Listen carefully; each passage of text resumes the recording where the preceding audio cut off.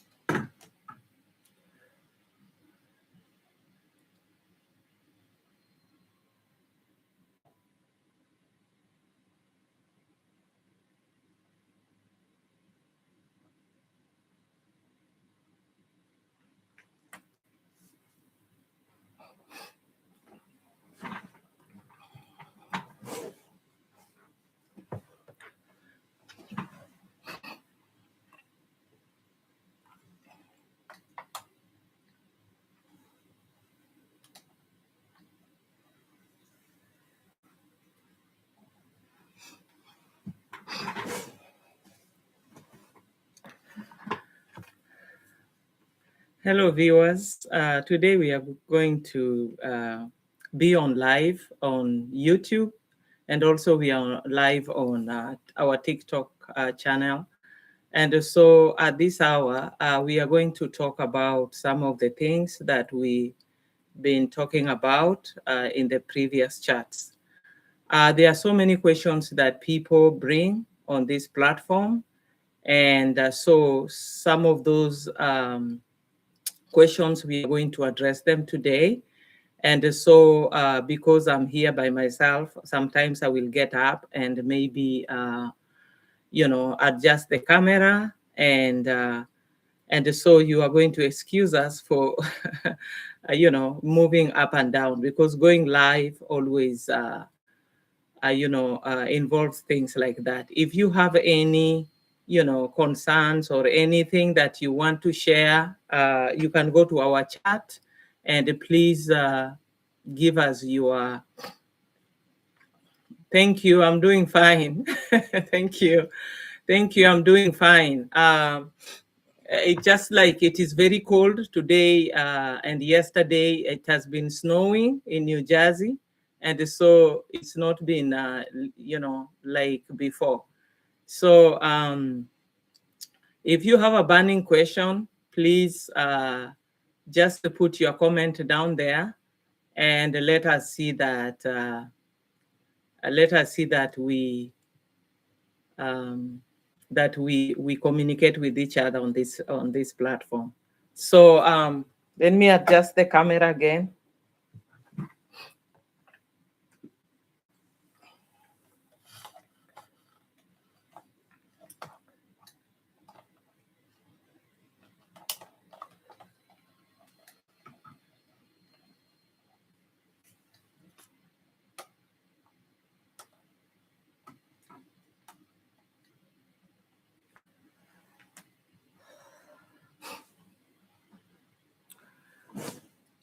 We are a family on this channel, and so we are here to talk about family life. We are talking about marriage. We are talking about how we can make our lives better as we get into this dynamic relationship called romantic love. And so I would like to know your take on this so that we discuss everything that can concern us as human beings.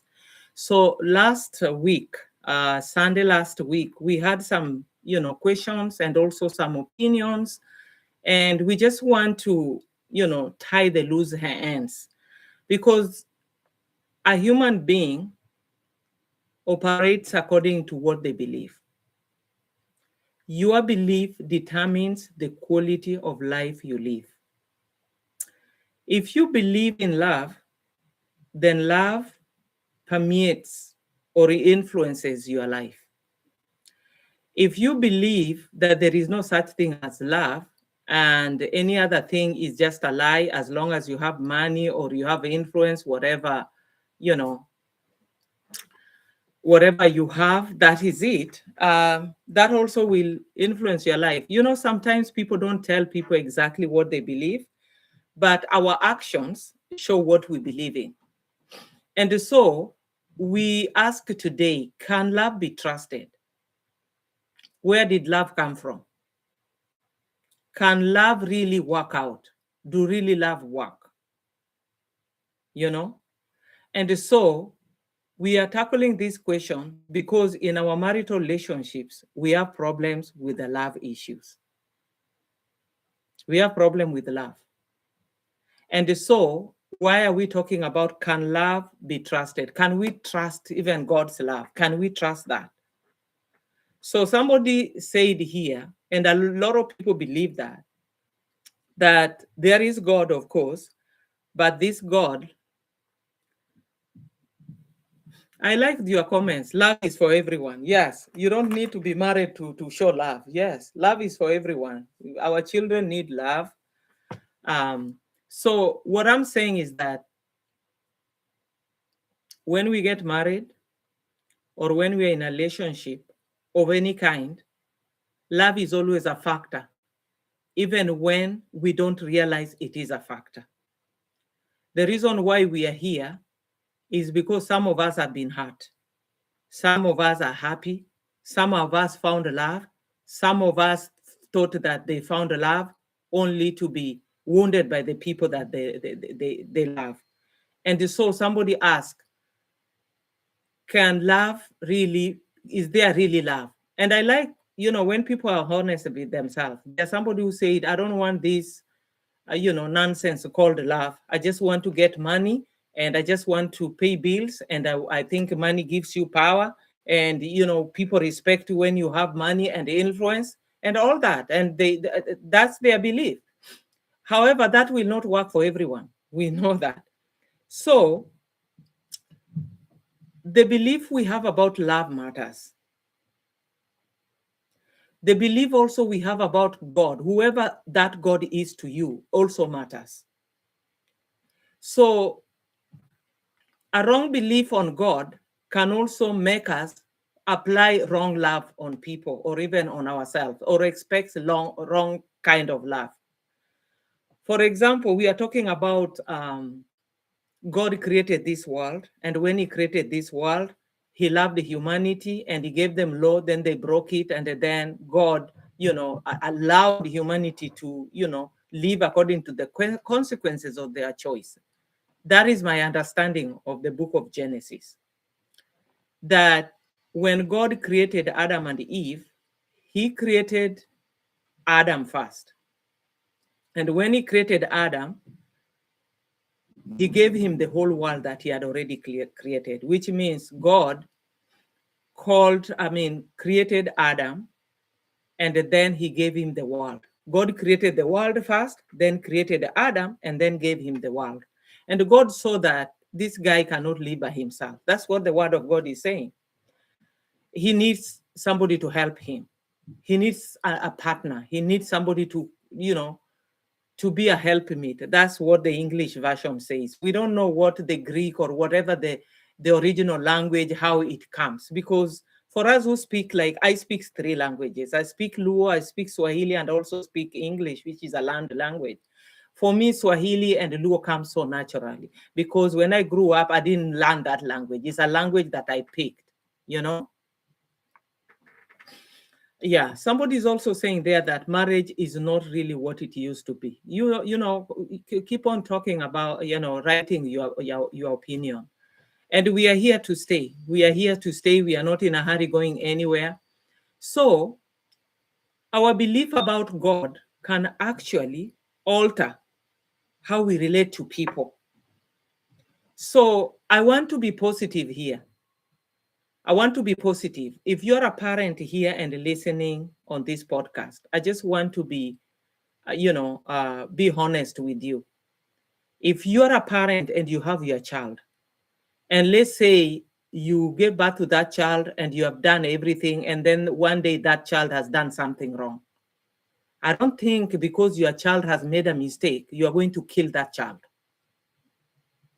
You're not going to kill your child because they made a mistake. So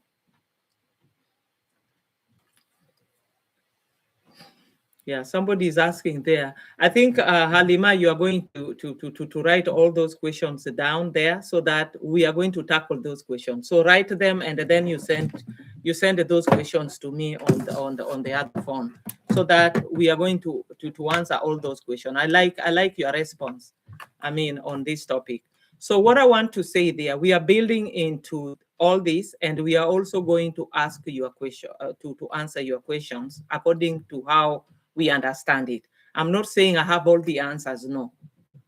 And also there are people who actually have been also, there are people who have also been going to, coming here and also, giving their views about what they understand about this. So if you have something positive, we don't want negativity, to be honest.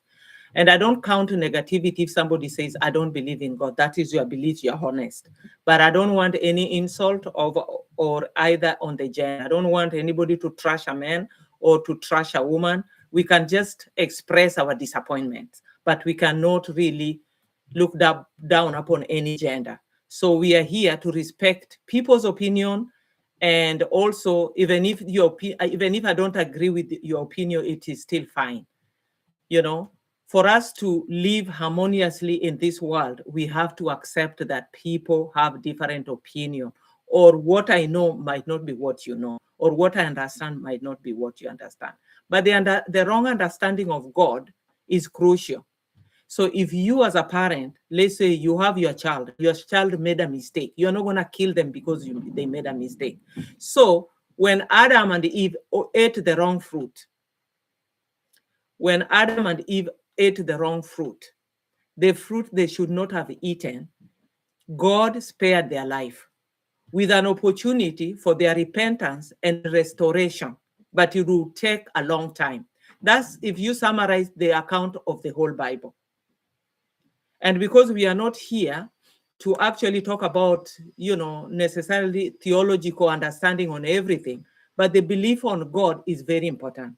So when we believe that God created the world, and when he created the world, he's also created a wrong tree, that God should have just made the tree of life and should have not created the tree of knowledge and good and evil. And because God created that tree of knowledge of good and evil, God is the one who introduced humanity into sin. So, but there is another side of the coin. That's how people feel like. There are some people who feel like that and apparently look like that. It looks like if you don't want your children to take a poison, why would you put poison there? And I think that's a genuine question. If you really don't want your child to, maybe your child is allergic to peanuts or why would you put there? Why would you put the food there? But then the other side of the coin. So that's one side of the coin. If God knows everything, he knew even that when he was creating Lucifer, he knew that Lucifer was going to rebel and eventually, lead other people away. Then why did he create him in the first place? So that, to be honest, I don't have an answer for. But there is one thing that I have an answer for. It is about democracy. Some people don't understand why America has been a great country until now. A lot of people don't understand that America has been the greatest country in the world until now. It is because of democracy. So how did America start? I'm coming to that point. Please just give me time. But still, you can put your comments there. It was if we engage the devil, yes. But we are going to go step by step. The reason why America has been the greatest country in the world is because America in 16 something, during 15 something, 14 something, for like about 1,260 years, in Europe, there was persecution. You could not worship God the way you wanted. There were kingdoms, and then the government, influenced the church. So whenever you would go to church, you are actually following the rule of the government. And no, people forget history. And so you could not do anything against the government, and you could not do anything against the church. For example, if the church said you have to worship this way, you had to worship that way. There was no freedom. And so when the church controlled what the government was doing, human beings had nowhere to go. Human beings had nowhere to go.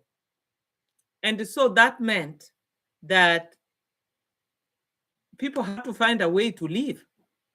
And so the Christians who ran away from persecution in Europe came to America and started a new country. And that new country, this is the two, positions they took for them to live with each other in harmony. The government should never interfere with the state, with the church, and the church should never interfere with the government. Which means the government policy should never influence religious matters.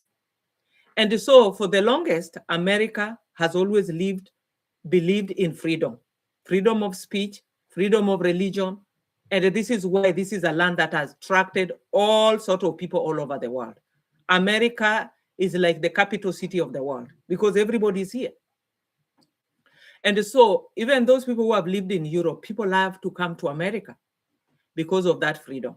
So even when God created Adam and Eve, for these people to be free, he had to give them the freedom, the opportunity to choose him over years or not to choose him. And so the tree of knowledge of good and good, the tree of knowledge of good and evil was put there as a choice so that they can choose to live forever with no problems like we are facing today, or choose to go the other way. And so whatever we are going through here, this is the result of that choice. So when we look at it like that, I wish God didn't put that choice, to be honest, because we suffer in this world. But the truth is, that is how God chose to create humanity. That humanity had a choice to choose him or not to choose him. Even Lucifer was given a choice when he was created there in heaven. He had a choice to worship God or to not care about God. You know?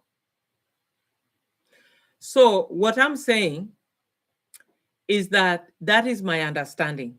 If I really want to trust this God, I have to trust his motive. If I believe there is a God who created this big world, and there is a God who created me, and that God says he created me in his image, and he created you in his image, and that God created different people. He created black people, white people, Asian people, yellow, red, everybody is created by God.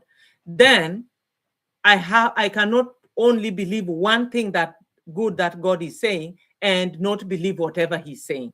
For example, if you read a letter, you cannot read only part of a letter and say, I only believe this part, the rest I don't believe. You have to read the whole content of the letter. So in other words, if we believe that God really is the one who tempted human beings by putting the tree of knowledge of good and evil, the wrong tree there, then we could be misunderstanding something. Because why do I say that? We are here to talk about our marriages. We are here to talk about relationships. We are here to talk about family, in-laws, and how, our families impact on our happiness. And we realize that the most common thing in marriage is betrayal. The most common thing in marriage is betrayal. And even when you see these young women coming out and saying they don't want to be married, they just want to have their own children and raise them without a husband, it's because they have been hurt.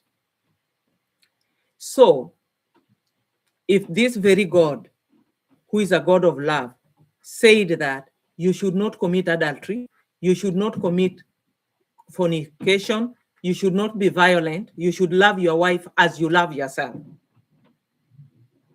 then that God should be trusted. It's that very God who created only one woman for a man, who had the whole world. Just look at that. It is this very God who created a whole world and gave it to one man. And out of that whole world, the beautiful world and the paradise in it, he gave this man one woman. He did not create so many women so that this man could be confused. No. He created one woman for him. And he married them. He did not leave these people to be, having some kind of intimacy, without any commitment. So God set the stage on how we should relate to each other. So let me give you the beautiful thing about marriage that we don't see, because in this modern life, we have so many things that we have to think about. We are dealing with so many issues. And so we are likely to throw away the most important things in life.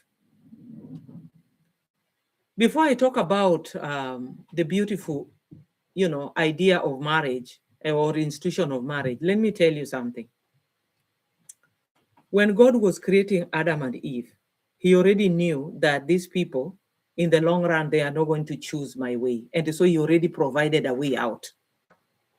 And when Adam and Eve, they ate the wrong fruit and then they found themselves naked, what did God do? He came to look for them. So for those people who have a theory that God created this world and then he threw it away and left everybody to do their own, no. In the Old Testament, we are talking about God creating the 10 commandments for humanity. So that the 4 commandments is a law between you and your God, that you honor God, you don't worship other gods and everything, and you rest and all that. Then the 6 other commandments is relationship between you and your fellow man or fellow humanity. But the reason why we are suffering in this world is because our humanity, our own brothers, your own boss, your own parents, your own wife has betrayed you. So we have betrayed each other. When you are stealing your neighbor's food or your neighbor's car, whatever evil you are doing to other people, you are actually betraying humanity. And so where can we go if everybody in this world want to do whatever they want? Then we need a God as a standard who says that you cannot do this. And if you are doing this, you are against me, the God who created you and created this world and created other people. And so when we feel that this God is a dictator, this is why there are people who feel like when you are in power, you dictate to what people should be doing. That is what dictatorship do. They choose for you everything. But God doesn't do that. Today, people are still making mistakes. They are sinning. They are murdering people. And they are not being killed. God gives people a time. How do I know that? In the book of Genesis, we read about Cain and Abel. Cain was the older son of Adam and Eve. And then Abel was the second son. And Abel was doing the right thing. But Cain was not doing the right thing. So Cain became jealous of his brother. And he murdered his brother. But guess what? I want you to go and read this because we are really not here to do Bible study. So I'm not going to give you all the verses, but please just go and make sure that you read your Bible from the book of Genesis. And then, but that is Genesis chapter 4. So Cain, before he killed his brother, God had spoken to him and said, Cain, I see you are angry. You need to overcome your anger. In other words, that's what God said in a nutshell. Actually, God used that anger as sin because he was already jealous. And God talked to him and said, Cain, sin is encroaching on your doorpost. You have to overcome it. He didn't listen to God. He quoted the idea of being very jealous and envious of his brother instead of doing the right thing. Then he went and murdered his brother. And now he came back to God and he said to God, God asked him, where is your brother? He was very rude. He told God, I'm not his watchman. I'm not my brother's bodyguard. That's how rude he was to God. So we cannot say God never made an effort to actually reach to humanity. Imagine if we are having that conversation with talking to you and you're telling him, no, I'm not my brother's keeper. I'm not his bodyguard. You just murdered your brother. But did God say to kill him? No, God gave him an opportunity to repent. Whether he repented, we don't see any repentance. He killed his brother, but he was asking God to spare his life, that anybody who meets him will kill him. And then God said that, I'm going to put a mark on you so that nobody can kill you. That is the grace of God. Just the way God did not kill Adam and Eve when they ate the fruit, God gave the same grace to Cain, who just murdered his brother. And then, when you look at how God, related with the Israelites when they were in Egypt, and then he called them out. If you read Deuteronomy chapter 30, we just read it a few minutes ago. Deuteronomy chapter 30, verse 10 to 20. It is the same thing. Where God is telling people through Moses that I put in front of you life or death. Choose to live and keep the commandments. But if you want to die, break the commandments. So it's the same thing. So it's not like it's only Adam and Eve who had a choice to choose from the right tree or the good tree or the wrong tree. God is also giving us a choice today. If you know what is right, do it. And this is why we are here. So we are talking about marriage, and we are talking about how we can actually enjoy and get the best and the most out of these marriages. But then there has to be rules. There has to be rules. For example, if you have a car, you cannot take water instead of petrol to put in that car. The car is going to break down. So there are rules, there are natural consequences of us breaking natural laws or mechanical laws or the force of gravity. So what is the force of gravity? If, let's say, I jump from a rooftop and maybe it is two-story, I'm going to break my leg. Nobody broke it. God did not break it. You did. You can never try to climb a tree and try to fly. You are not a bird. You are going to break your legs and going to die. So those are the laws of gravity. It's God who created those laws. So when we say that Jesus went to heaven flying, that's a miracle because he went against the gravity. You know, for those of you who have studied, you know, science and you know, and physics, you know that.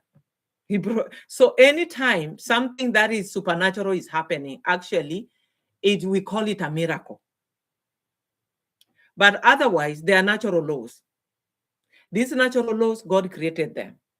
If you don't get sunlight, like in winter, we don't get sunlight. For us who are dark-skinned people, we have diseases that we get in the Western world because this is not a place that dark people should live in. We need vitamin D. So we have to take supplements, or whenever we get a little sun, we go there and bask in the sun. You know, so those are natural laws, the way God wired us, the way God created us. So for us to get the most and the best out of our marriages, we have to follow marital rules. And this is how we can avoid abuse. So if you believe that God is love, then you are going to follow the law of love. So what is the law of love? The law of love is that you fear God, and fearing God is not like, oh my goodness, it's just like the way you fear your dad, who was a tyrant. Whenever your dad was coming, everybody's running into their rooms or running to hide because the father is so harsh. No. We are talking about fear of not breaking the laws of God. When a man is leaving his wife and is sleeping with another one, he's breaking God's law. And so that God law he's breaking is hurting his wife. When a wife abandons her husband with the children and get maybe a new man or a rich person, and you abandon that person who never abused you, just maybe because maybe cannot provide what you need, and then that man now becomes, you know, a parent without a wife who is somewhere, you are actually breaking the law of God. So for those people who tell us that there is no God and it doesn't matter whether you believe in God or not, there can't be laws. If then we don't have God, we don't have any laws to protect us against each other. So we're going to talk about that more. So I want to see some of the things that we talked about. So I believe that when God put that tree of knowledge of good and evil, it was not to tempt them, it was to give them a choice. Which way do you want to live?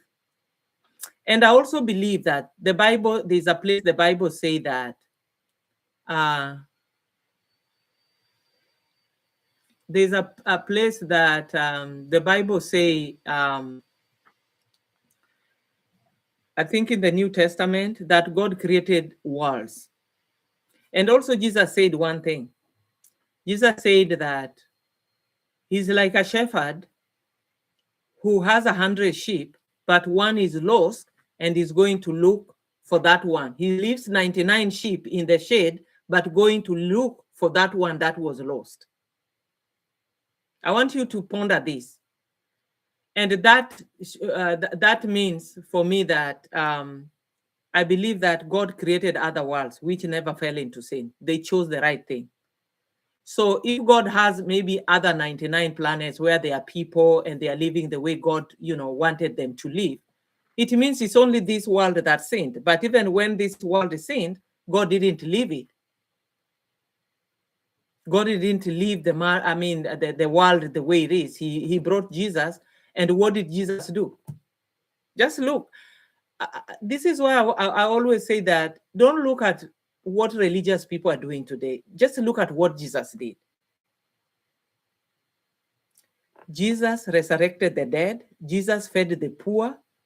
Jesus did not retaliate on his enemies. Jesus did everything that a human being would need. Jesus resurrected the dead. He healed the blind. Whenever people were with him and he realized they had no food, he gave them food. So you can see that is the character of God. He didn't retaliate on his enemies. And when you look at the story of Jesus and the good things he was doing, why do you think Jesus was eventually, crucified on the cross? It is because people are jealous of him. So when people are jealous because you are doing the right thing, it's not a surprise. If people say that you are living right with your wife, but they find that you living with your wife right is because your wife is controlling you, let it be if you're enjoying that. And this is why when you are doing the right thing, you are actually serving God. And this is why when I talk about romantic love, I don't see romantic love as an end in itself. I see it as a means to honor God. Because it's God who has created that woman. It is God who has created that man. And they say when God has brought you together, you should see that God has a plan that you should treat each other well. Just like a parent, the beauty of marriage that I was talking about. I raise my daughter, I give her education, I train her to be, respectful of people. And then you find my daughter in a corner somewhere. And then you wonder, wow, this is a great, woman. Then you love my daughter. And then later on, you start beating my daughter once you marry her. Whom are you dishonoring? You are not only dishonoring my daughter, you are dishonoring me, the parent. You are not only dishonoring me, the parent, you are dishonoring God who gave me that child. Any parent, if you have like maybe 5-year-old, 10-year-old, 12-year-old, you know what it is to take care of a kid. You know how you have to wake up in the morning and make sure that you work hard to get your family food, to make sure your kids are clothed, to make sure you take them to the best school you can, to sacrifice your time, to sacrifice your money, to make sure your family is well taken care of. Then your daughter or your son grow up to be a whole man, and then somebody find them there and they start mistreating them. So this is why selfishness prevent us from seeing the reality about life, the reality about our actions. Why are there so many divorces today? It's not because people just separate, it's not natural. No, it's not natural. It's because somebody has wounded somebody somewhere. And why do people wound each other? Because they are not connected to God to give them the power to overcome, like Cain. You think when people are cheating, they don't know cheating? You don't need to be a Christian. No, who doesn't know cheating is wrong? Who doesn't know that violence is wrong? Who doesn't know that selfishness is wrong? People know, but they don't have the power to overcome that. Just like Cain. God said to him, sin is encroaching on your doorpost, on your doorstep. Overcome it. So if you are really a man of God, you're going to love the people God has given you. If you claim to be a Christian, you are going to love. Because the Bible says God is love. And when Jesus appeared in the scene in history, he showed us love. He looked for that woman at the well. Jesus looked for that woman at the well. That is John chapter 4. And John chapter 8. Jesus saw that this woman had marital issues. She has been living with 5 men. You know this chain of boyfriends? She's been living with 5 men. And when she had a conversation with Jesus, this woman said, Jesus said, go and bring your husband. She said, I don't have a husband. Yeah, Jesus said, yeah.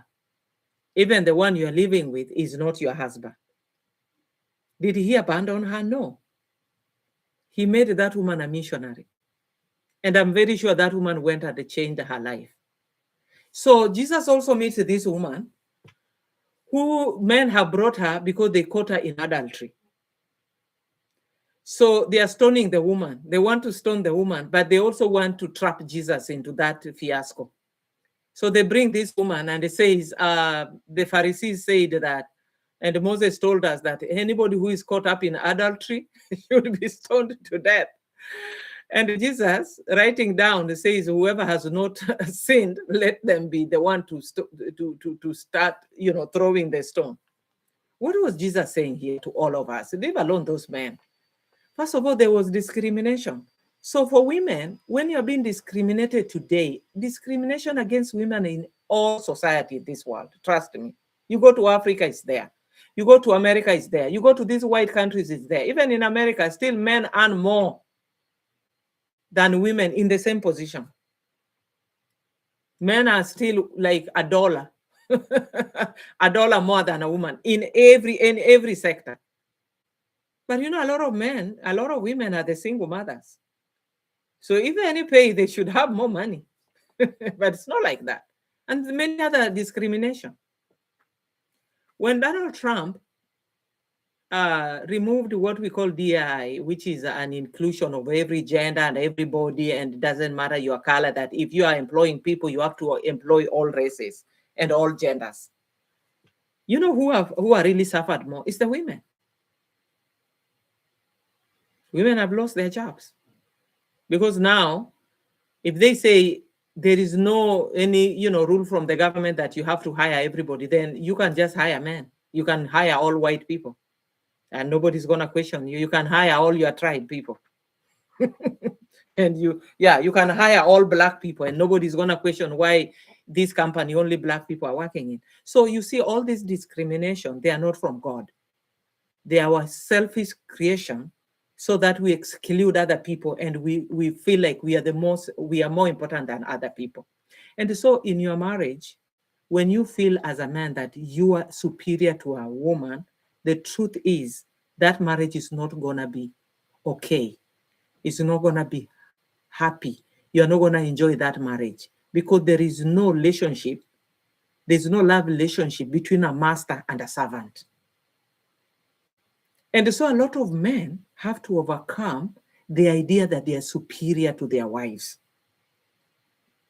Instead, they should see themselves as leaders of their families, not superiors.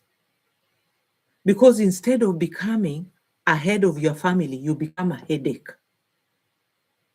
You want to control what your wife wears. You want to control who her friends. You want to control how she braids her hair. You want to control where she goes. You want to control even the job, whether she's going to a job or not. You want to say, you can even tell your wife, I don't want you to work. I want you to stay at home. You see, it's all control. They want to control how many children you're having. What about if I want to have 10 children, if I can afford? Or somebody, I don't want to have so many children. I want to maybe have 2. Why should somebody tell me to have 5? You see, these are control. But then we see that God gives people freedom to choose, not controlling people. And that's why when Adam and Eve were stretching their hand to eat that fruit, God did not actually, yank the fruit from them and say, don't take it. He gave them the freedom to be. And that's why people who are planning murder, God never go and prevent it. If he does, that's a miracle. So we must know what is natural and what is unnatural. Those things that are unnatural, where maybe God intervened in your life, maybe there was an accident and you didn't die, like I always tell this story. I was 1998, I was in Kenya. And I was a literature evangelist, which means I was selling Christian books. And I sold a book to this guy called If Today Were Your Last Day. Actually, I sold books, a few books in that building. It was called Ufundi. That building was called Ufundi. And when the bomb blast came and hit, Nairobi, American Embassy, that building was next to American Embassy. And I was supposed to go there. I was supposed to go there to collect money. Guess what? That guy died and a lot of people died. Why didn't I go? That day I woke up and they say I wanted to go to the salon and fix my hair. So I said, I'm going to go Monday. So when things like that happen, those are miracles. For me, it was a miracle. The day that bomb blast in 9/11, 2001, actually, I was doing my driving lessons in New York. And that day I needed to go for lessons. But before I wake up, I'm looking at the TV. It's good because I hardly watch the news. I'm looking at the TV and I'm seeing, my goodness, something is happening here. What's happening? And so I didn't go to the city. Imagine if I woke up very early in the morning and went for that training, for driver training in New York. Maybe that commotion would have found me there. Those, to me, personally, I feel like God prevented me from harm.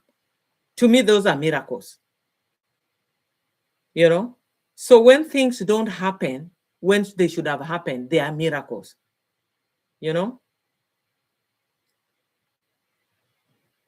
So also, when we are here on this TikTok, please share. Because when you feel like whatever we are talking about here is helping you, that should also help other people. What we are about here is people having good marriages that they can enjoy. Because your good marriage will impact on your children. You will impact on your parents, will impact on your neighbors, you will impact on the future. And if you have a good marriage, let's say you are the only one among your friends who has a stable relationship, nobody's cheating, nobody's hitting anybody, you are happily married, you are a big influence. And I'm talking like that because I know today there are more problems in our marriages than before. And I agree with whoever said that marriages are not the same the way they used to be. I agree. And why are marriages having issues today? Let us talk about those things. Number one is financial issues. Years ago, people did not have so much to buy. I grew up without a cell phone. I grew up without a telephone in the house. I grew up without a car. I grew up where, if you rent a house, you only pay the house, the electricity, and the water. That's it. You didn't pay cable. You didn't pay for internet. You didn't pay for anything. And so financial strain is really pushing a lot of families to have a lot of pressure to pay bills. So if you identify this is the problem today, it is not to decry about the problem. It is to find solutions so that you don't feel like you have to have everything your neighbor has. You have to control your envy and jealousy about other people and accept that that is where you are right now. And especially the woman. Accept that you are taking a bus because you guys cannot afford a car.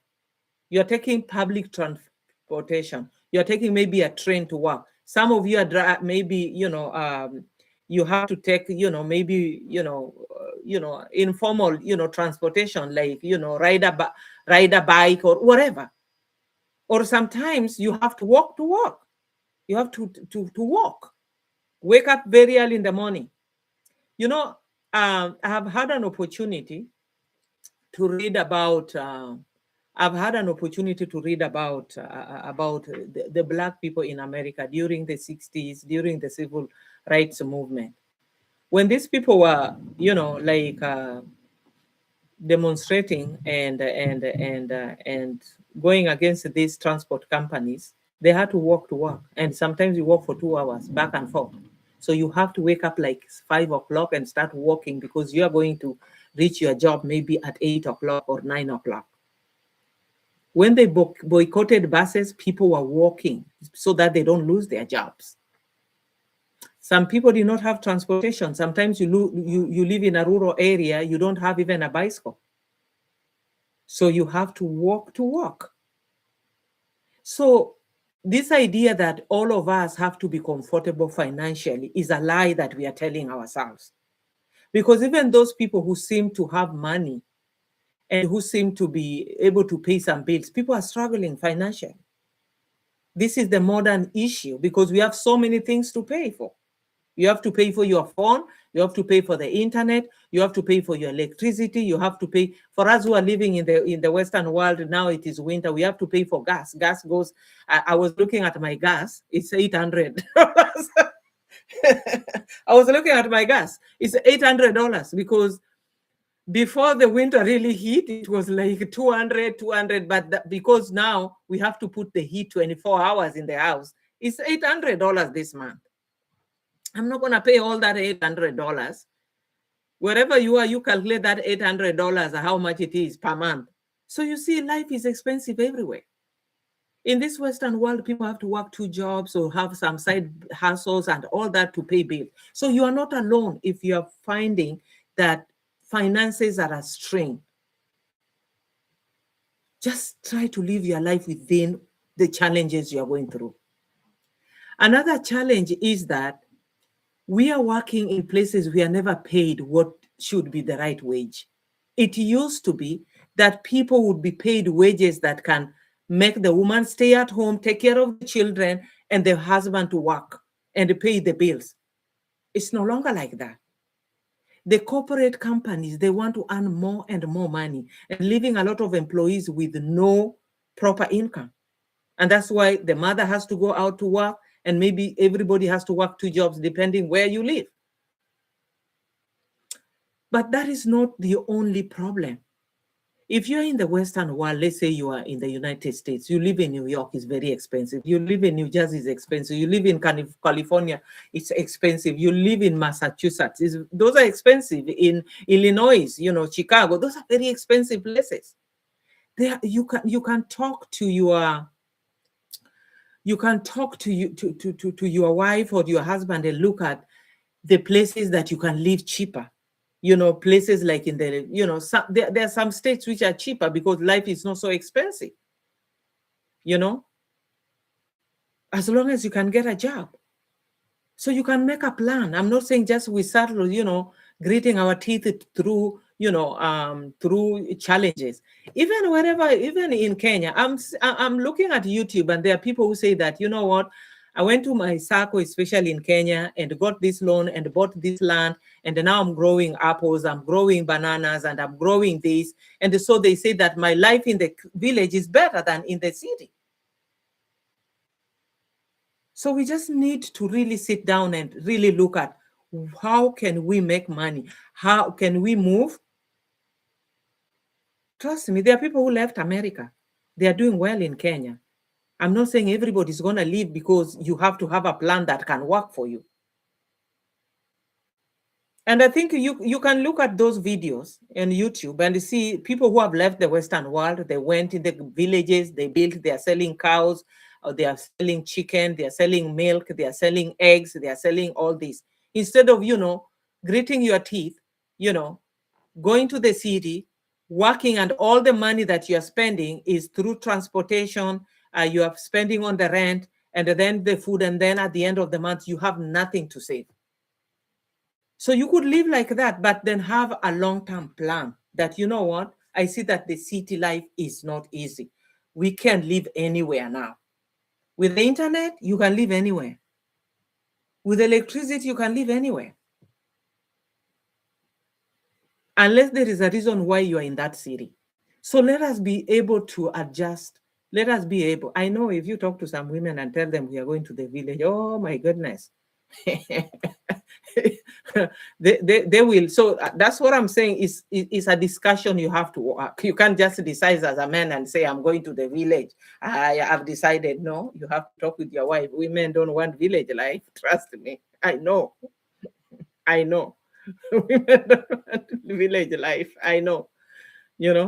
So you have to convince her, and you have to, put, foundation that will make her, even though she's living in the village, but She still live her life in the city. This is just a suggestion I'm saying. Another thing is the influence of the media. When I look at the media, a lot of people are talking about how marriage is bad. You have to deal with negativity and choose if you want to live in the negative lane or you want to live on the positive lane.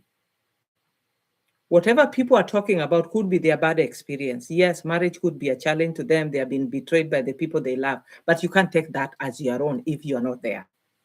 You cannot try to fight a battle that is not yours. Walk your lane. Fight your own battles. Not everybody has a bad marriage. Not everybody has failed in love. I'm one of them. I have failed in other things, but not in my marriage. We never failed. And how did that happen? Is it a miracle? Yeah, it's a miracle, of course. But how did that miracle happen? It's because my husband has chosen to walk in the ways of the Lord. I have chosen to walk in the ways of the Lord, and I'm learning to be a better wife. I'm still learning at my age to be a better wife. I want to be a better version. By the time God says that, Jane, it's time for you to, sleep or die, I want to be the best version of me. And that's how we should be. It doesn't matter what has happened in the past. It doesn't matter what has happened in the past. You could make a difference in your life right now. And they say, I'm choosing to be a better person. I'm going to learn to be a better person. When you go to YouTube and all these social media, you are going to choose positivity. You're going to listen to people who are talking positive about marriage, about developing yourself as a person, about becoming a better person, about controlling your anger, controlling your appetite for women, controlling your jealousy, controlling your envy.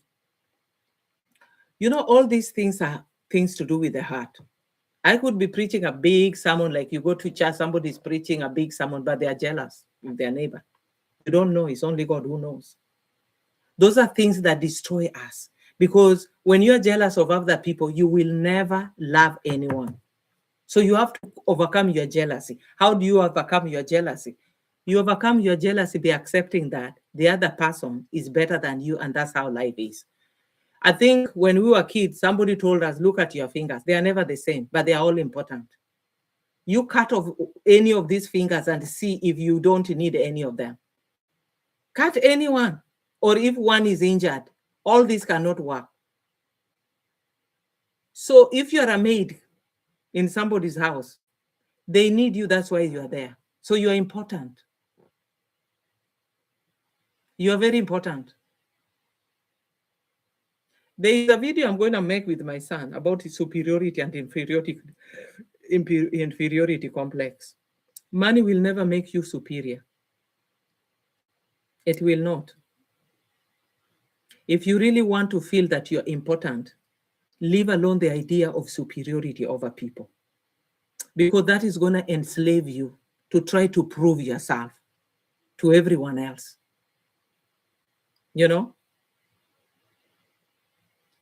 If you really want to live a free life, let people be having their big car, having their nice life, having whatever they have achieved. You achieve whatever you can. If for you, the best thing that you've ever bought is a bicycle, that is an achievement, because that is within your means. It is called the equity.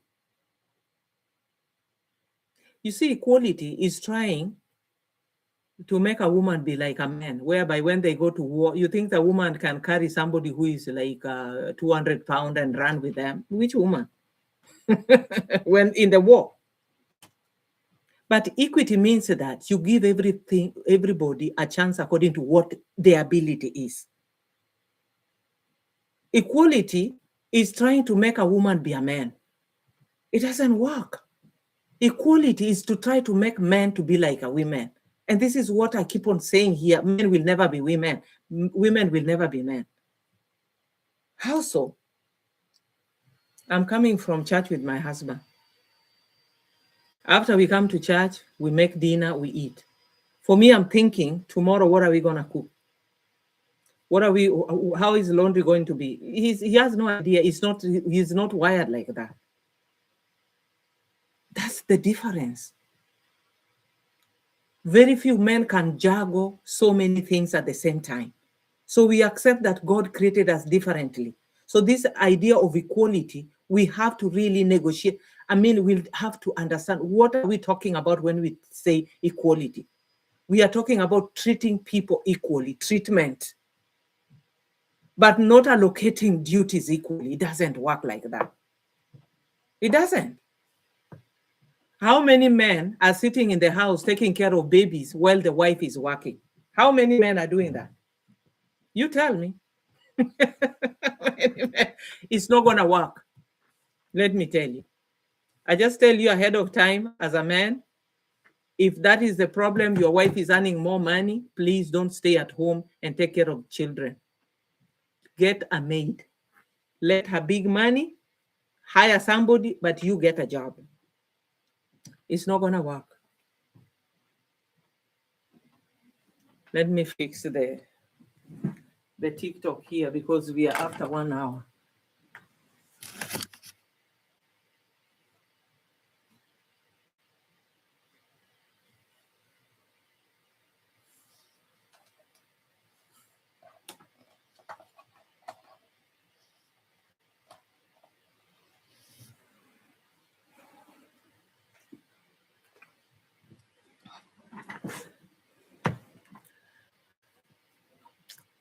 Yeah, thank you for all your comments there.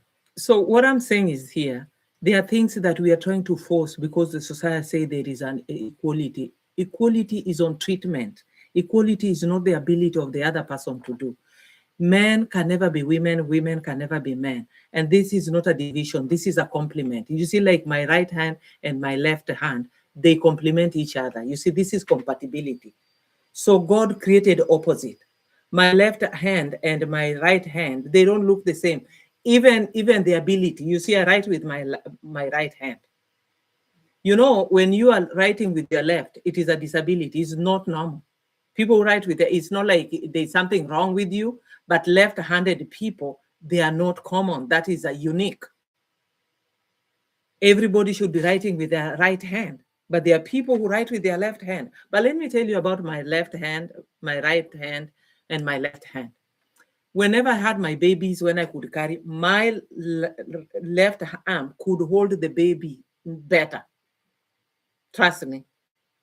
Than my right. I couldn't even hold the baby with my right hand. I held the baby like that. You know, African, how we hold our babies. I would hold my baby with my left hand. My left hand did a better job than my right hand. That's how you know how unique we are created. So don't expect the right hand, which is a strong arm, to do what the left can do. So let us just be honest with each other. That women, there are things women do better than men. There are things that men will do better than women. And so when we are living with each other, it is not competition. It is not like women are better than men or men are better than women. No, it is the complementing of each other that we do. Let me tell you something. I don't want to talk about gay people because that's not the topic I want to bring here. But you know, something that always has wondered, this gay man, whenever you see, there's one who acts like a man and there's one who acts like a woman. And the one who acts like a woman is very feminine. Even the way they do their thing, even the way they work, they are women. So it is a lie we are telling ourselves.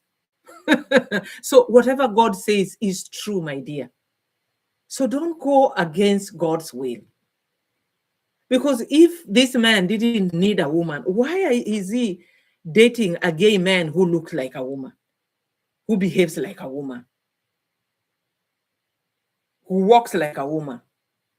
Have you ever, I know I don't even want you guys to have that. Did you see, when I came to America, it's when even all these gay issues and all these other things really came into my mind. I say, oh my goodness, so this is what's going on. But I'm not here to condemn anyone because I don't know what lead people there. I can't condemn anyone. It's not my position. I don't know what lead people there, but I know that some people have come on the media and they say they were sexually abused as young kids. And so that's what they know. So we cannot talk about things which we don't understand. We are talking about people who are married to men and women because we are the majority in the world, and how we should treat each other. how we should love each other, how we should understand the idea of love, how love works, and how love impacts on society. Let me tell you something. When you divorce, your wife has to rent there. I'm talking of the city life. Your wife has to rent her house. You have to rent your own house. Your children will be walking from one home to another. You've already created that disunity and dysfunction in that family. When your children come to their mother, the children go to the father, everything is different. They are in between there. Then it comes to money. You are living in one house. Now the bills are slept. The money is split. But remember what says unity is power. Married people have been found to be financially stable than people who are not married. Because when you are single, you have to pay all the bills by yourself. But when you are married, you put your money together. When you are married, when you are troubled, you have somebody to speak to. When you have a challenge, there's somebody who stands for you.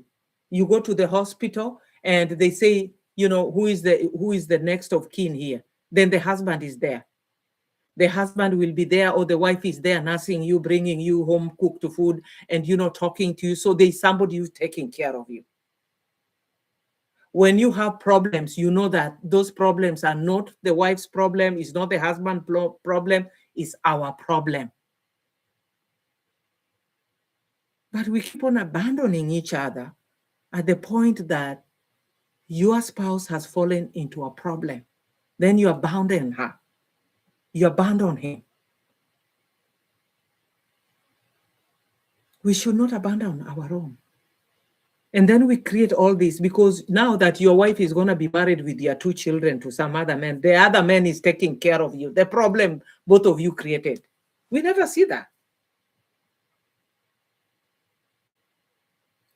Because life will have to go on.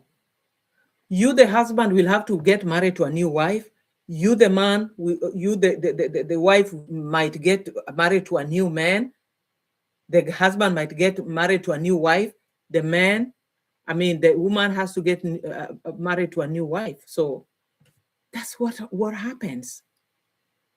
So you just created these problems because now the guy who has to marry your ex-wife with those 2 kids has to take care of the problem that both of you created. The woman that you're marrying has to deal with your now stepchildren. The step sons and daughters and all these things. And so what we are talking about here is prevention. When you know better, you behave better. And having a good marriage, first of all, is you working on yourself.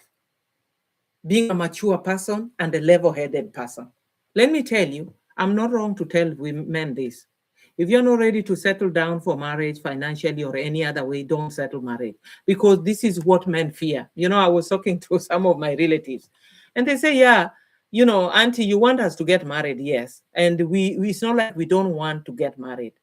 But these women, some of the women, they will say, oh, I don't mind if you don't have money. I just want us to say, I love you. Da, da, da.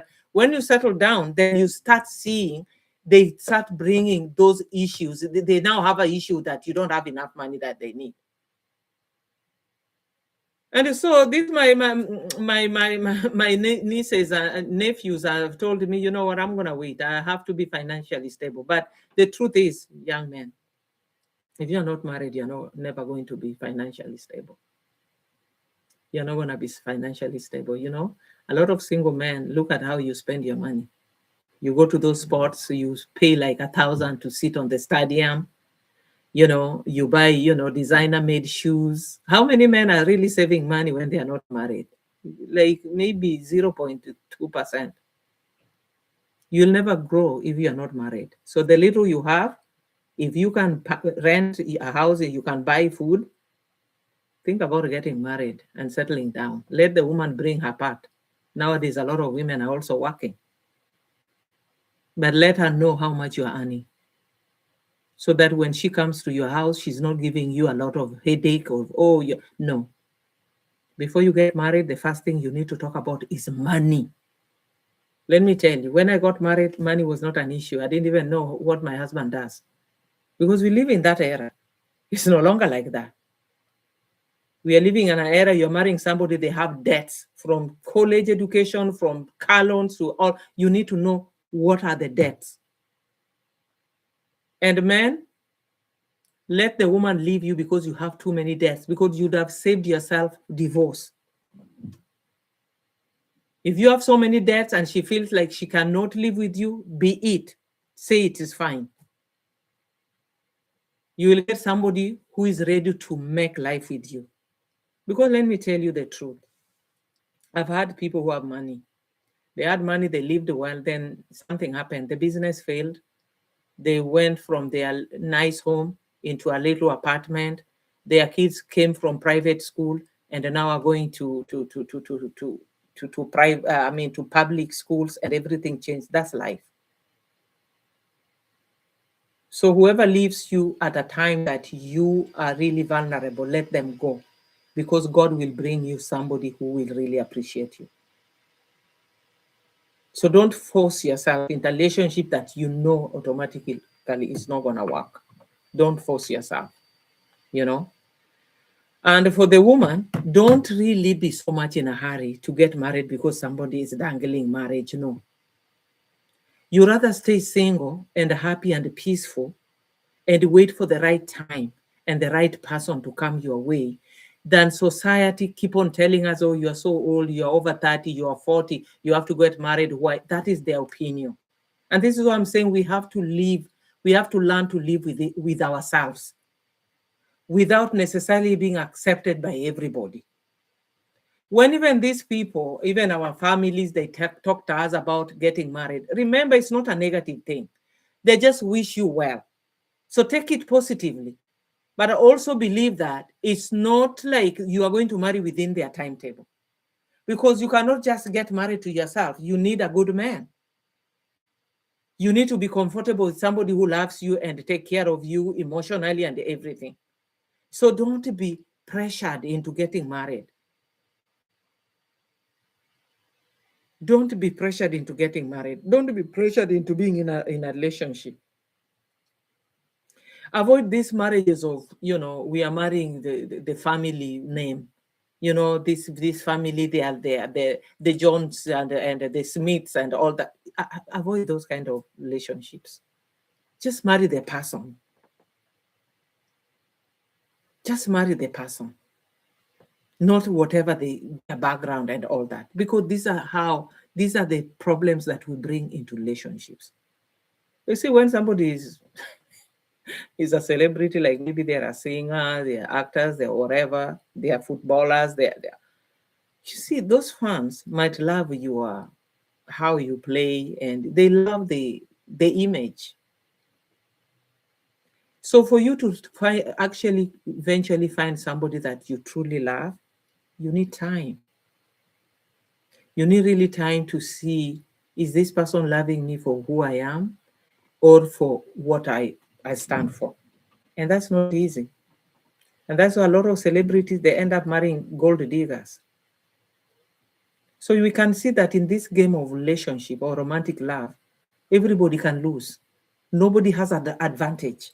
If you are poor, you lose because you don't have money. If you have money, you lose because the people coming around you could just be interested in what you have or the fame you have.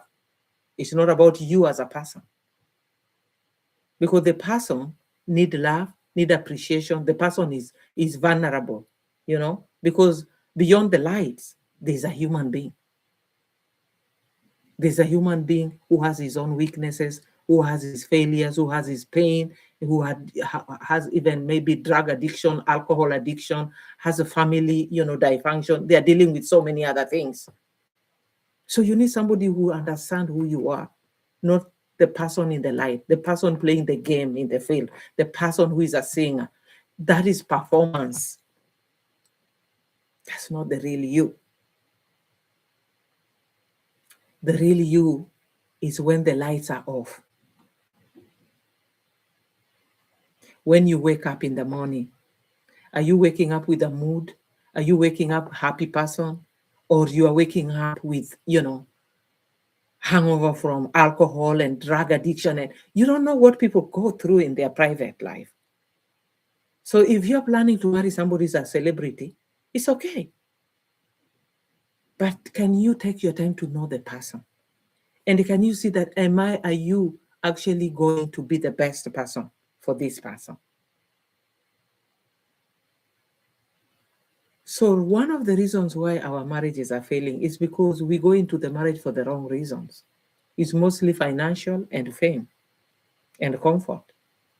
And sometimes beauty. You know, some people, they see this handsome guy, they want to have beautiful kids. That's it.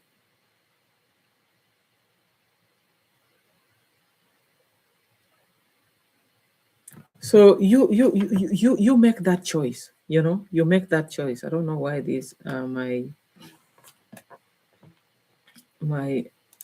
other phone is not working. I want to see all the questions. I want to see all the questions that are there.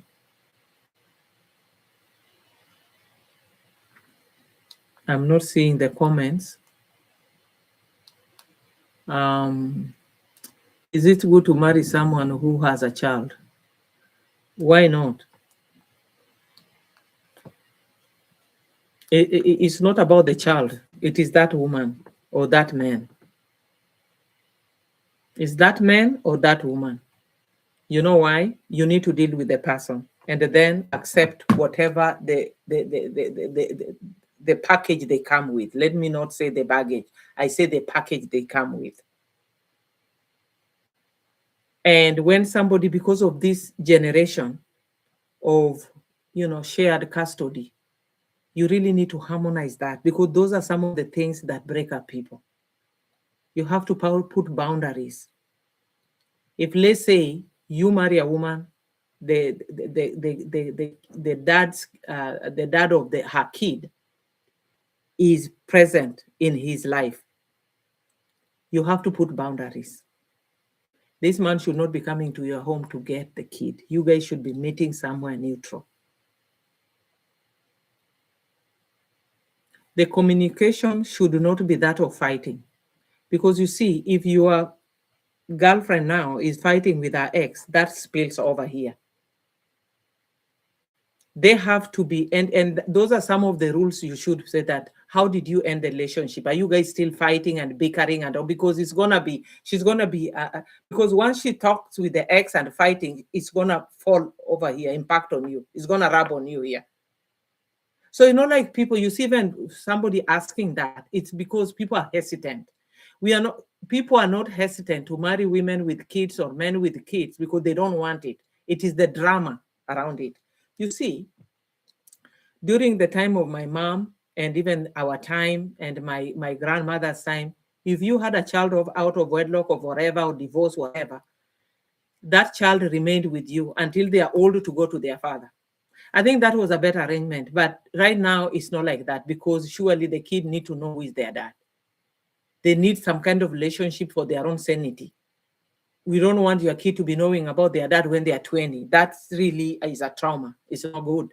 Let them just know, but try as much as possible to have harmonious relationship with the ex.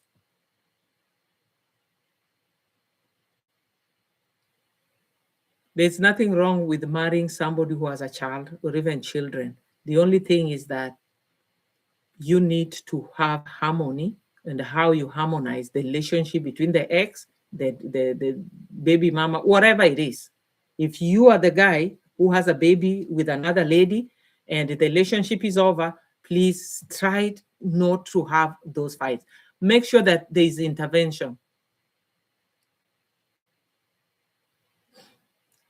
Yeah, you're right. Make sure there is intervention. There's nothing wrong if, let's say, you break up from a lady.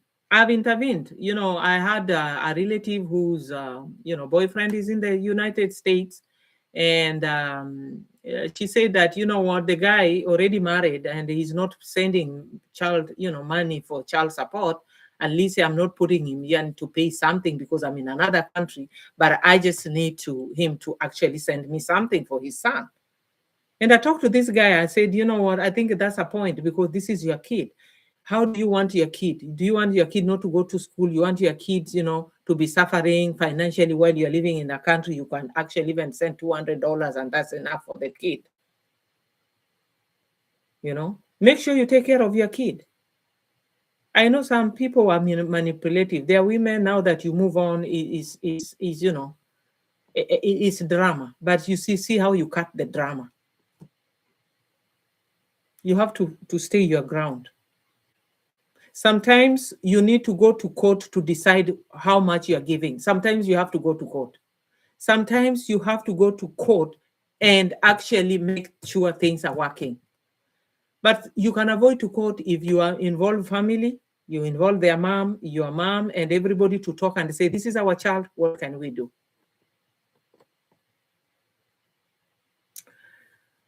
Well, is it okay to communicate with an ex if we are done? It depends. If you have a child, you are going to communicate with that ex. But if you are done, please avoid talking to your ex about anything.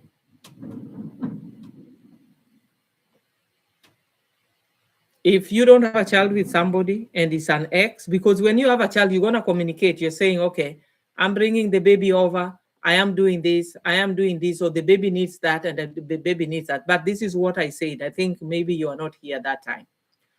I said, don't let your ex make you begging them money. Don't make your ex be begging money to make you a beggar. This is why I'm saying you can go to court so that you decide how much, according to his salary, how much can he give. Then he gives it. When he does not, you go back to court.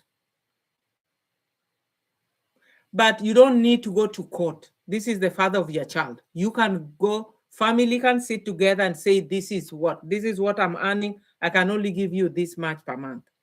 I can only pay tuition and maybe buy food for her, and that's it. For the kid, and that's it. I can only buy this and that. And be fair. This is the father to your daughter, to your son, whoever. Be fair. As women, be fair. Yes, you are bitter. Maybe he's already married, and now you want to, stick the knife. It's not going to help you. It's not going to help the kid. It's going to leave you a bitter woman, and then you're not going to get a husband. Because you are bickering, and when you are constantly fighting and talking ill of other people and bitter, you are ugly. Ugly is not how you look. Is what comes out of your mouth, is how you carry yourself, is the negativity around you. What about money and generosity? How do you handle a man who people, I don't know, because I think that question, maybe Halima, you have to highlight it again. Because I can't read that question. When you want to be beautiful, stop arguing with the people, stop negativity, be positive about yourself, love yourself, look at yourself in the mirror and say, God, you don't create ugly. You created me, I'm beautiful. Doesn't matter what people say, and you've created me, count your talents, who you are. Maybe you can speak better English, you got A, you're a good cook, you're a good friend, whatever, Whenever you are rejected, please sit down somewhere and count your blessings, count who you are and the gifts that God created you with. Go out and breathe fresh air. Don't sit and watch those dead end movies and and listen to dead end songs, There's this song that I used to listen to. I was funny. Somebody, composed a song about their breakup. They said, you don't have to cut me off. Now you are somebody I used to know. Somebody I used to know. Somebody I used to know. But that song, I think a lot of people related to it because it went viral, that you didn't have to cut me off. Now you're just somebody I used to know. And then later on, the woman also answered that I was tired of you, blah, blah, blah, blah. To be honest, those songs, they don't help you much. When you are rejected, when you're disappointed, when you're actually betrayed, look for the positive thing about you. Because when you're rejected, you feel like, you are the ugliest person in the world, you are the failure in the world. It happens because we live because of people around us. As much as we don't want to accept, we feel beautiful because people tell us we are beautiful. We feel intelligent because people recognize that. But when people bring you down, it's likely you believe it. And that's what you don't want to believe. The fact that one man or one woman has rejected you, there are so many men and there are so many women in the world. Let me tell you a story. That this guy, he didn't have money. He told me the story here in America.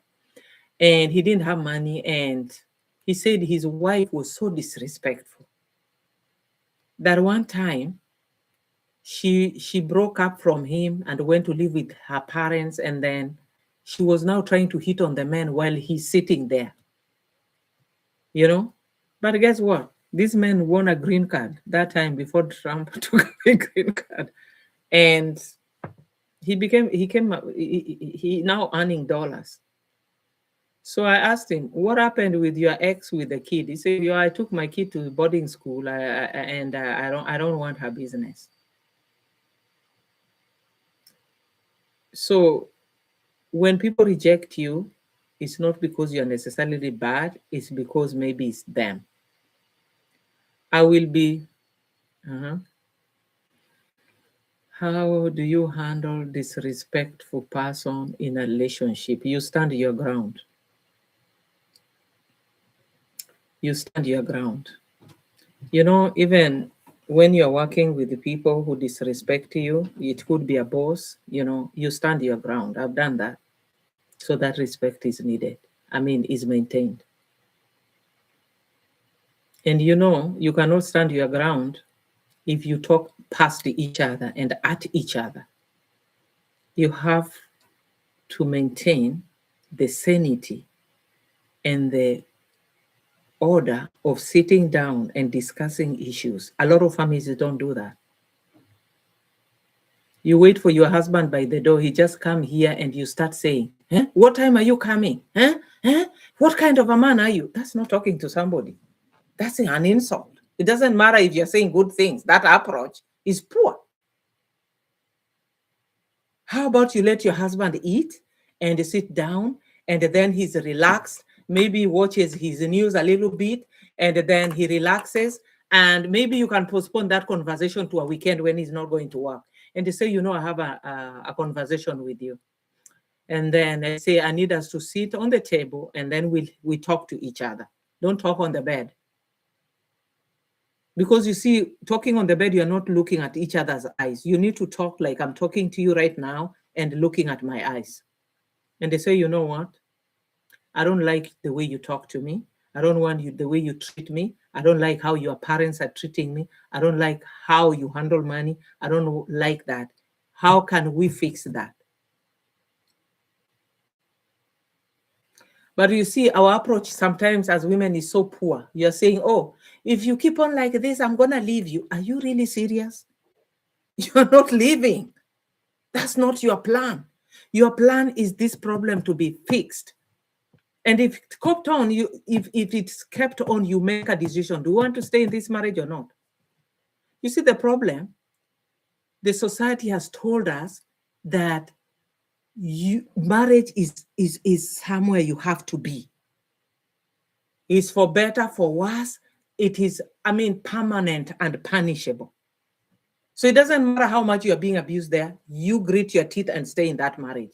Well, it's not going to happen. Remember what I've said here before. If you allow abuse and disrespect to go on, one day, instead of you becoming the victim and remaining the victim, you become a culprit. You could kill someone.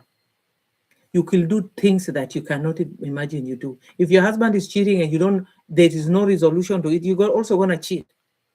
Or one day you kill some woman or you kill him. That can happen. So this is why I'm talking about abuse as something that you should stop. If somebody disrespectful, you have to confront it. You know, one day a lady told me that her husband said that, oh, you are such a useless woman. You are not even employed. I'm just, feeding you here, and you don't do anything. I'm the one paying everything here. You're a useless woman. He used the word useless.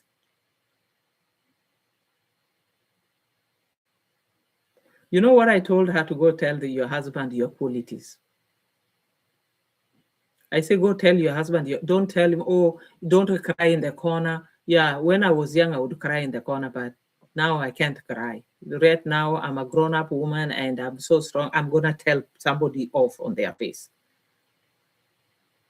So I'm not going to fight, but I'm going to tell you off in a nice way. So I say, go talk to your husband. I say, what do you want me to? She said, what do you want me to tell my husband? I said, you know what, go and talk to him about all the qualities.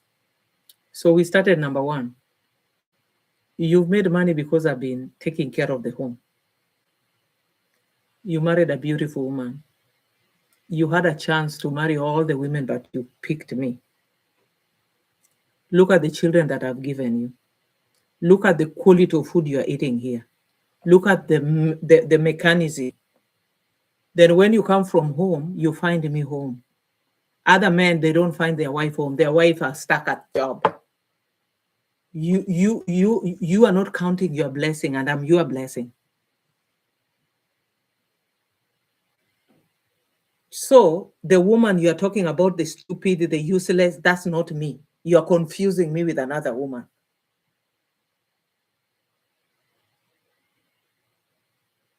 Sometimes you go into these relationships, it's like somebody just saved you, they are Jesus.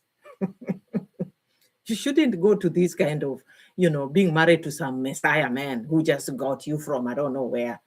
Even if you are a Cinderella, but you're a human being.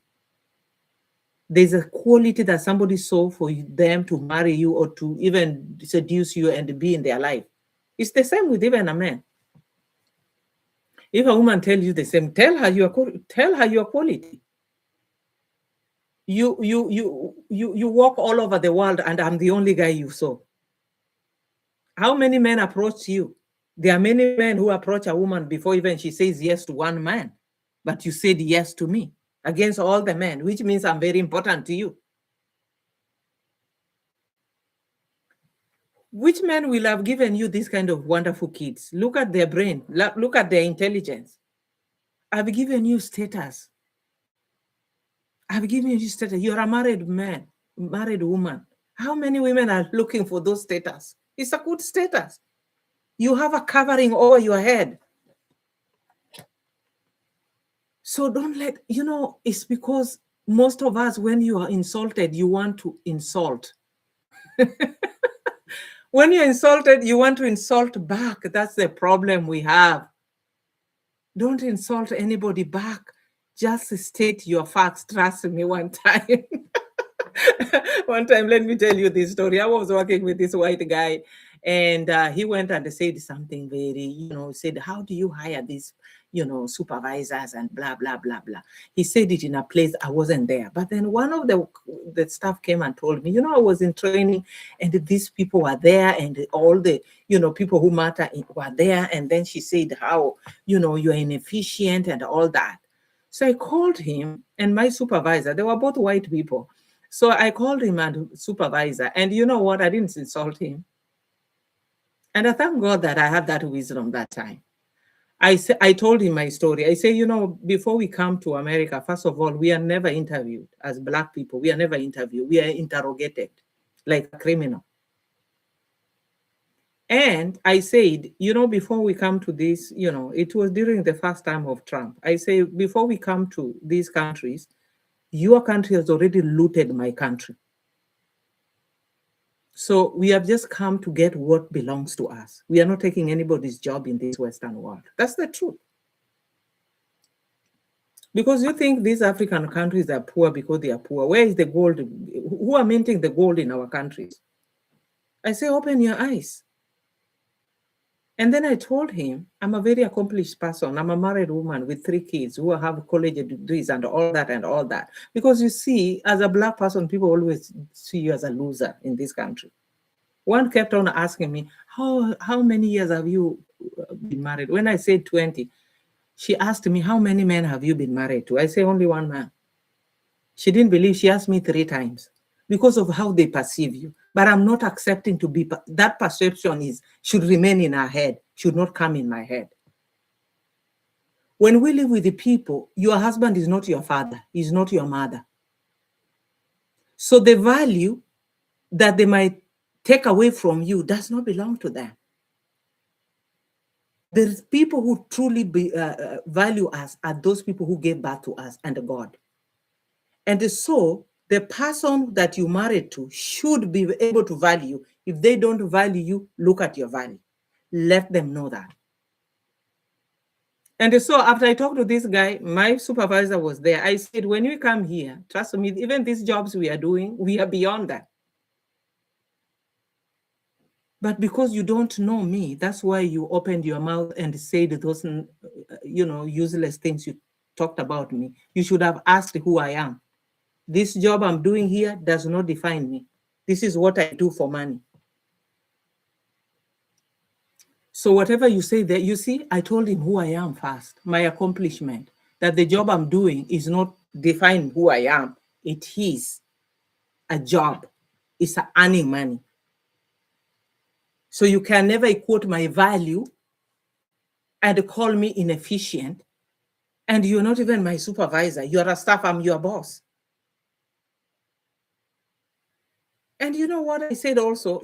I can't change my color. I'm also a woman, you're a man. I can't change my gender either. So you have to deal with the fact that I'm a woman, I'm your boss, and you're white.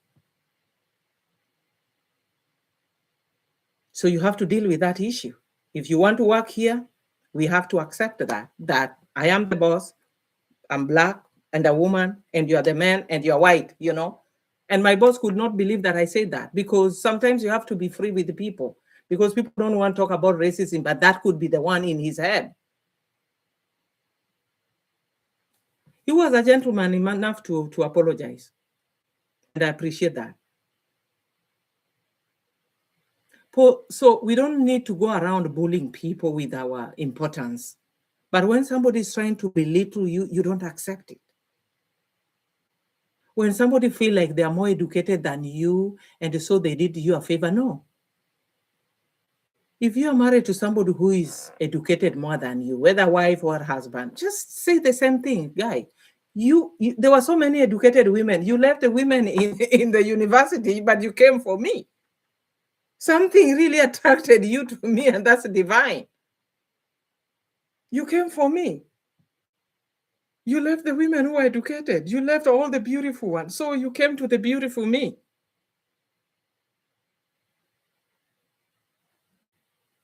So the problem sometimes we have is that we have low self-esteem in ourselves.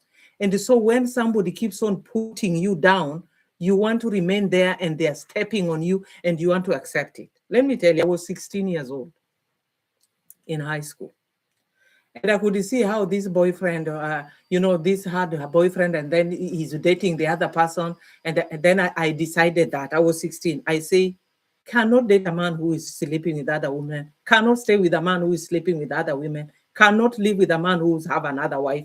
And so when I met my husband, he knew. I was still a teenager when I met my husband, but he knew. I said, if you take another woman because our tribe you do, that will be the end of this relationship. There's no negotiation. But because we grew up, belittled, like somebody, is doing you a favor because he married you. So whatever he does, and those are the things that I've seen all over, especially as Africans. We accept that the man is cheating. Oh, you know what? I'm there for the children. What kind of a cheating husband? Does he even love his children? But I think in one of my videos, I'm not telling every woman to leave, because not every woman can leave. I know that. So do what you can. If you feel like that is the place you can be there. Make sure you keep your sanity. I don't know how you're going to do it. Nobody's telling you have to leave. No, it's not a rule. There are many women who are living in polygamous marriages. Even here in the Western world, there are many women who are living knowing that their husband has a mistress. They don't care. They don't care. So that's your personal life. How you want. Nobody says you have to leave your husband because he has another wife. No, it's your choice. It's your choice.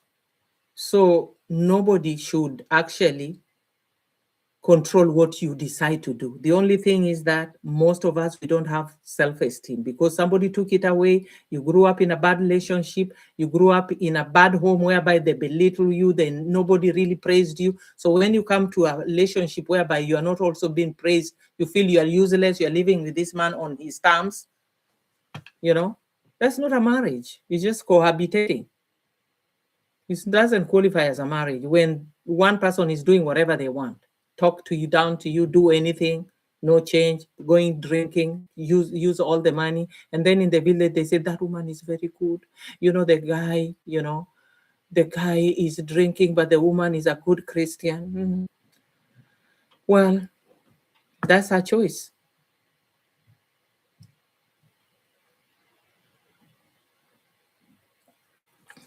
I think it is somebody who is trying to ask money and generosity.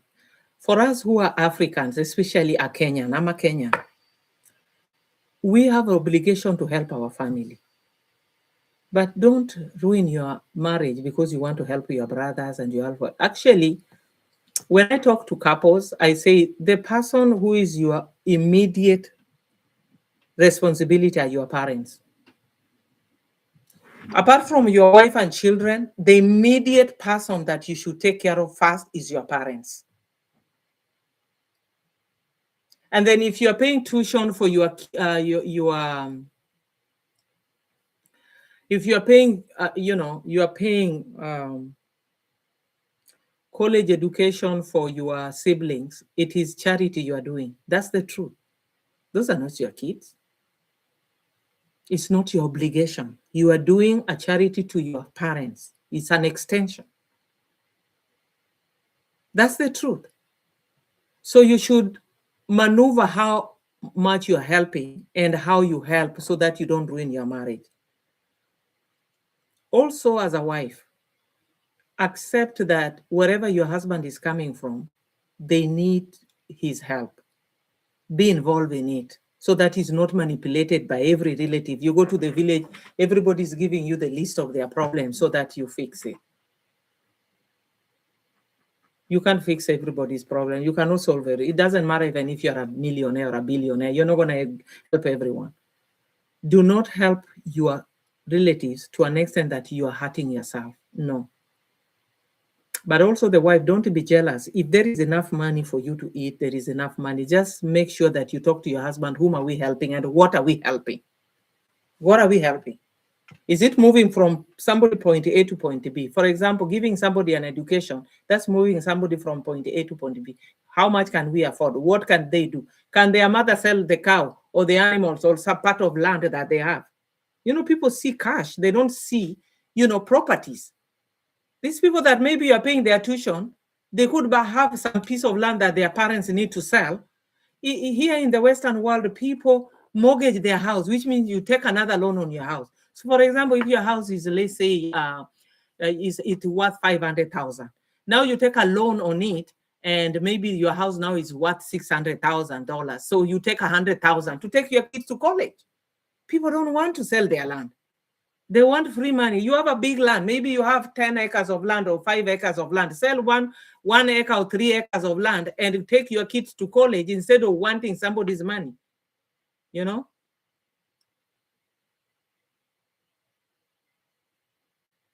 So the problem is that we have some traditions that actually milk people. They milk people. So know whatever you can do. But I'm saying this to you, lady.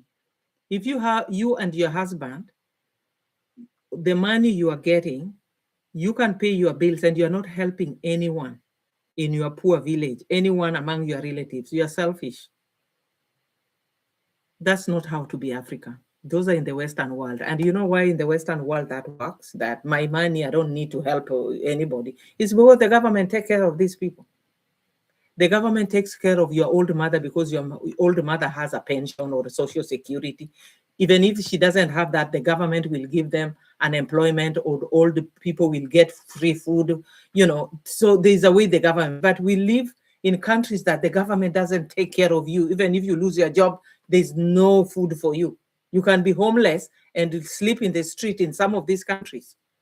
And this is why in Africa, if you're working, you're helping. I can't count to you even right now. I've been telling my husband, we need to save money for our retirement. We are still paying tuition for children who should be our grandchildren. We are still paying because it's those countries. So sometimes you have to choose what you're helping.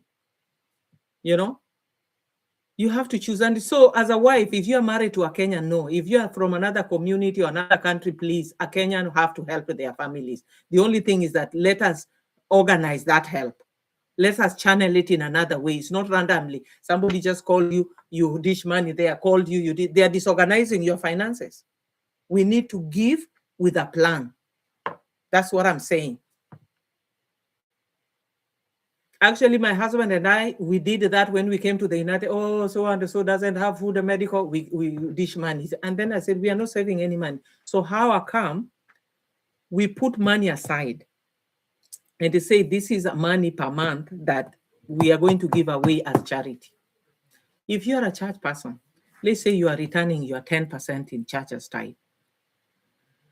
And you know, the church I go to, we also turn offering. We just don't turn tithe. We also turn offering. So why don't you take 10% to give it to the church or whatever you are doing, and then 5% you give it to offering if you go to a church like mine, and then the 5%. So if you earn, let's say $2,000 a month, take $200 or $300. Just take $300 and say this one is for God and for poor people. So that $100, you're going to give it, whoever needs it, you're going to give that $100, you put it aside. This is for the poor. And you see how God is going to bless you. Trust me.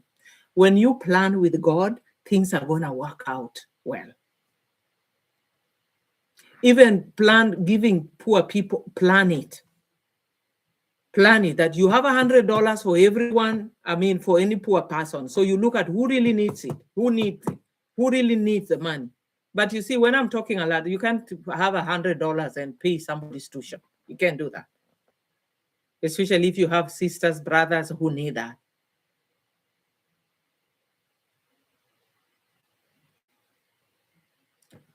Once you educate the first, you know, let's say your firstborn, you took the secondborn to college, they finished. They also should took the third or the fourthborn.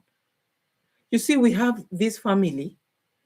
In these families, the same person who educated the first, the second, and the third is the one who doing even the last born.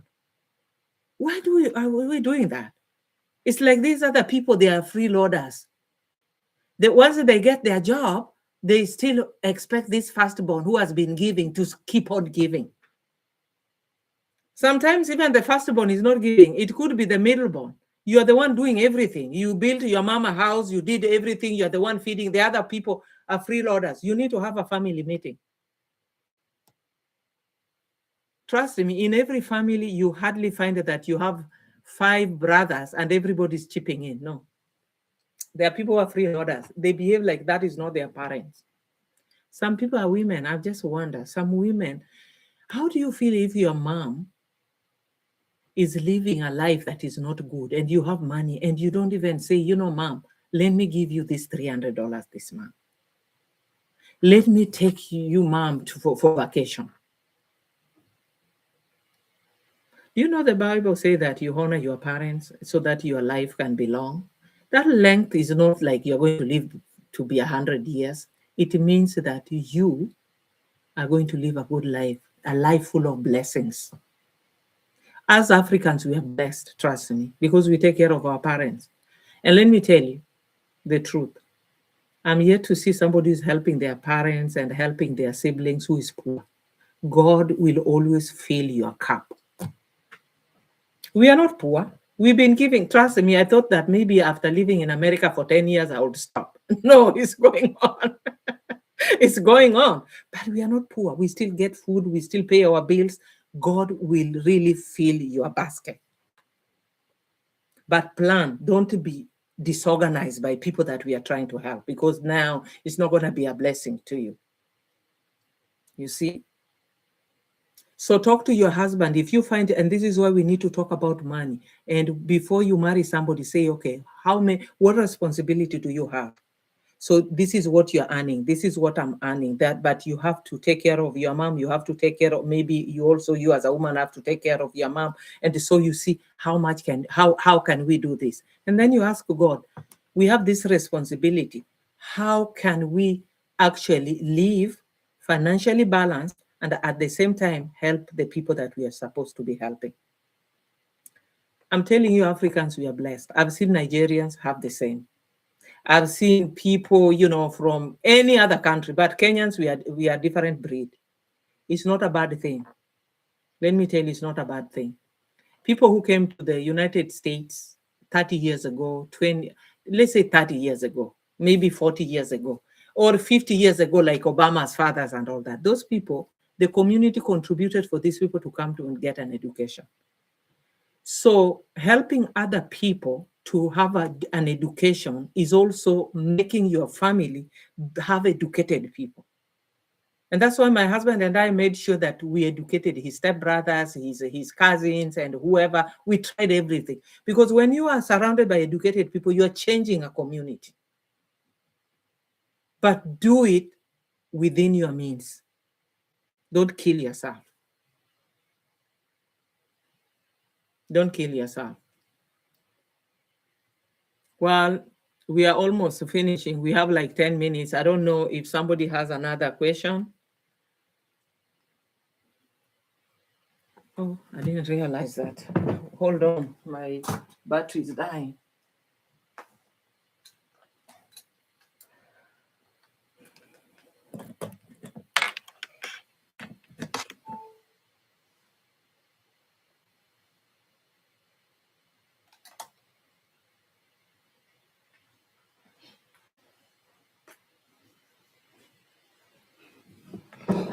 Mm-hmm. So I'm looking at the questions, and I see that if there are some, it will be highlighted. The other phone has refused to work. I don't know what's going on. I don't know what's going on with the phone today, but it has refused to work, so I can't see. You have just to repeat. I enjoyed listening to your podcast. So very interesting and informative. Thank you and welcome, and bring your friends. So kindly enlighten on how to deal with a husband who is not transparent. Let me tell you how our fathers used to behave. Our fathers used to work with the money. After they earn the salary, the woman doesn't know the salary. So whenever, people put on a jacket, and in that jacket, there is a pocket here. So whenever, our parents needed, like, oh, I need sugar. The man goes here and gives you 2 shillings or 1 shilling for sugar. Oh, we need kerosene. He goes there and he gives you kerosene. Basically, our mothers were beggars. Don't let a person make you a beggar. And this is why I'm saying our problem is entering into marriages with no agenda, no principles, nothing agreement. Let me tell you something. When I came to diaspora and I went to buy my first car, it took me 6 hours. I went to the dealer like 6 o'clock. I left there like almost 11 o'clock. I was so tired. And I mean, it was just so, because in Kenya, my husband, bought and used the car and just paid cash, and we went and got the paperwork and we were driving the car. When you're getting married, when you're dating somebody, the reason for dating is never to sleep with each other. The reason for dating is because you want to lay the ground for you to live together. And those grounds should be financial and how transparency is. When you are just being in this bubble whereby things are happening and you don't have a voice on it, it's really very much annoying. And I've met women who feel like that. But the problem isn't like the men, it's because these things were not tackled at the beginning. But even so, if you're in that marriage, still sit down with your husband and say, you know what, I feel like you're not transparent with me. I feel like you're dismissing me. And I'm not happy. I feel like I need to be part of the decisions you're making with the money. But you're not saying, you're telling your girlfriend, you're telling your mother, you're telling he's not doing, but you've never confronted him. But if he's still very, very secretive with his money, whatever he does, trust me, even let's say you're a housewife, you need to get your own money, because somebody who is very secretive about whatever he's doing, let's say he dies, he bought land in somewhere you didn't even know, you don't know, you're gonna lose.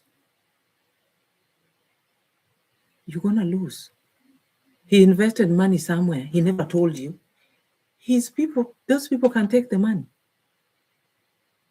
So the transparency here is not because you want the woman to control you, or now if the woman knows I'm earning this, she's gonna look down upon me, then you don't trust each other. If the woman knows that you only get $1,000 a month, and that $1,000 you're taking $500 and paying for rent, you are remaining with $500, then she will work hard and make sure that surely the money we are getting is not enough. I have to do something to make sure that I supplement this income. But now you are hiding, you are hiding. She doesn't know when you have money and when you don't have money. She doesn't know where you are saving your money, what land are you buying, where is your money. That's very insecure. This is why I say that you need to protect your woman with your money. Women need security. Women need to make sure that, oh my goodness, the rent is paid. The landlord is coming to check us out. The woman need to know that maybe I have food tomorrow. We have food tomorrow. It's not like you are the one to buy that food. It means that we agree that where is that food coming from tomorrow. But you see, some women, you're just sitting there and waiting. Oh my goodness, I'm waiting that maybe he comes and you buy a pack of flour so that we cook ugali. I mean, that is not a position somebody wants to be. Be honest with your money. Let me ask you, somebody asked to talk to us in the chat. So you're hiding your money, but in front of your wife, you are stripping yourself naked. She sees everything. She knows you are vulnerable. She even can choke you at night. So what are you hiding? Do you think money is more important than your life? Do you know sleeping with somebody is you giving them your life? They can do anything with you. They can choke you at night. So if buying a car takes me like 6 hours, it has happened like that. I bought like maybe five cars between me and my husband. Maybe we bought 6 cars since we came to this country. But guess what? It's the same thing. Now, whenever I go to buy a car, I take an off from my job and I go there very early in the morning and we start the journey. First of all, you have to choose the car you are going to buy. Does it meet what do you need in a car, blah, blah, blah. And then you figure that, then how much is it? And then we sit down and they say, then how much are you going to pay per month? Are we taking a loan or you are putting cash down payment? How much are you putting down payment? It's a lot. And then you sign the paperwork is like this. Then they call the insurance to make sure. Why are you giving yourself cheaply to a person? There is no paperwork written. You just go and live with somebody. You just go and just start, nothing negotiation, no negotiation. Now I came to buying a house. That took 3 months. Between me getting the house, getting the house. I got the house in summer. The clearance came in winter. A house. What about your life? Before you give somebody your life, make sure everything is in order according to you. your expectations is all in order. You know about his money, you know about his past, you know about, why did he divorce his wife? What were they fighting about? Is he cheating? But some women are so foolish. So this guy has been cheating on his first wife. And then you go there, and then he say, that woman is the one who made me to be cheating. She was not a loving woman. She was nagging me. That's not an excuse for cheating. This person has a moral issues. So you think that you're so smart that now you are different. This is the mistakes women make. Most of us women, we marry people that we already know they have problems. But we think that because you're so special, magically they're going to change because it's you.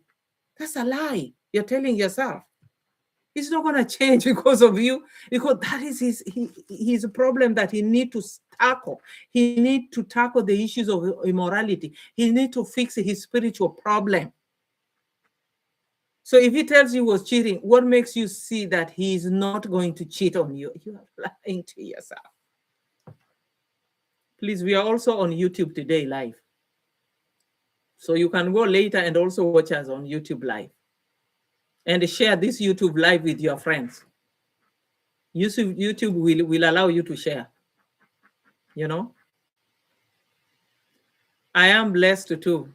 You say you are here, Judy. You are saying, is it Trudy?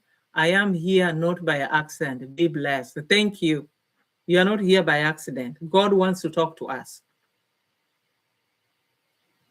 The next time, if you are single, the next time, even a man, the next time you are getting into a relationship, don't be wowed and don't be confused by her beauty. Yes, when you see a beautiful woman, you feel like your world is falling. You're just in a daze. You're in this fantasy world. So you don't reason. Let that be in the first month, the second month. That's why people don't want to rush into marriage. Because this beautiful woman could have a past that you cannot deal with. So you see now why when people meet and then they tell you after 3 months, now you can be sleeping with each other, there's no groundwork that has been done. So now you're uniting your bodies and your souls and everything to somebody that is a stranger. Just imagine me buying a house. It takes 3 months. After I found the house and then I made an offer and then they have to accept the offer. Then we negotiate the price and then we see, okay, where am I going to, who is giving me a loan to buy the house? How am I going to pay? Do I qualify? So many other things. And let me tell you, before you buy the house, they qualify you first. In this United States, they qualify, the bank has to qualify that your credit, you can pay that type of a house. They just don't give you their money. They have to look at your income. They have to look at your credit rates. You know, if you are here in the diaspora, you know that. And then after they tell you, you can only buy a house up to 500,000 or up to 200,000. That's your budget.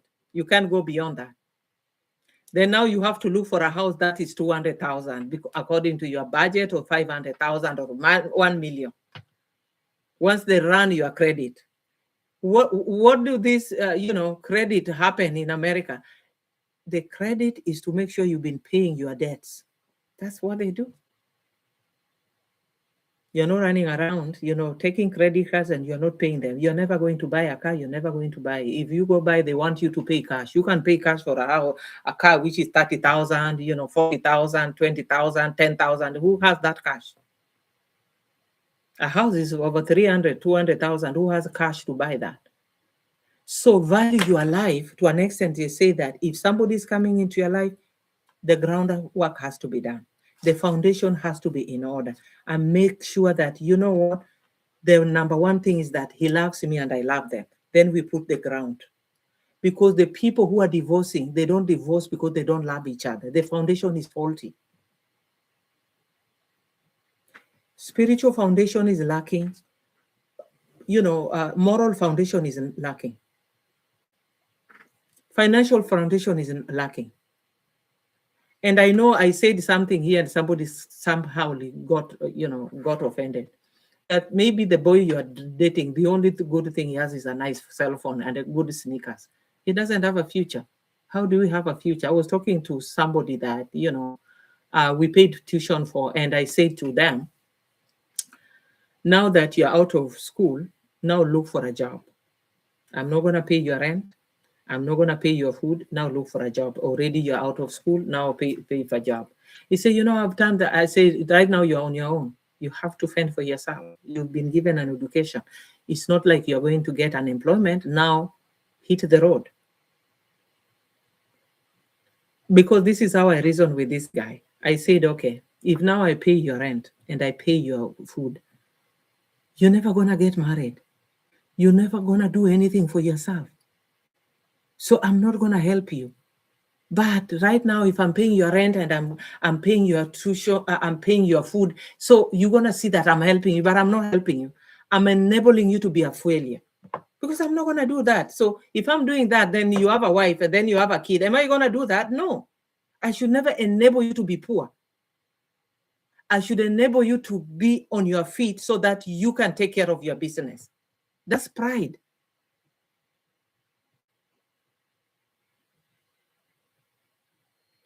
But when you talk to somebody, especially at that particular time, they don't have a job, they don't have anything, they feel like you're abandoning them. No. I want you to go on YouTube and check how the eagle train their kids to fly. Just go check that. I'm not going to tell you the story. If you're really interested, go check how the eagle train their kids to fly. They let them drop. Before they hit the ground, they go and lift them. Until now, they can drop down. We can never spoon feed people. You are not helping somebody. And this is why a man should be able to have a focus. And I was talking to this person who is in Kenya. I said, go to construction and ask that guy, can I leave? Can I work here for free for you so that you train me to do construction, interior design? Can you go to a carpenter and tell him, you know what, I want to learn carpentry for free. I'm going to be carrying for you things. We don't do that. Instead of hanging around, watching TV and having an expensive phone, trust me, you're going to get something. Because there's somebody here on the media. I met him in the media. I needed to construct some house in the village. And he told me that how he learned the job. He's now having a whole company. He said he was a comedian. He was a comedian. Actually, he was on Lynn Ngugi show. He was on a comedian. He never knew, but then after comedy didn't work, now he had to look for construction work. But he was smart enough to learn.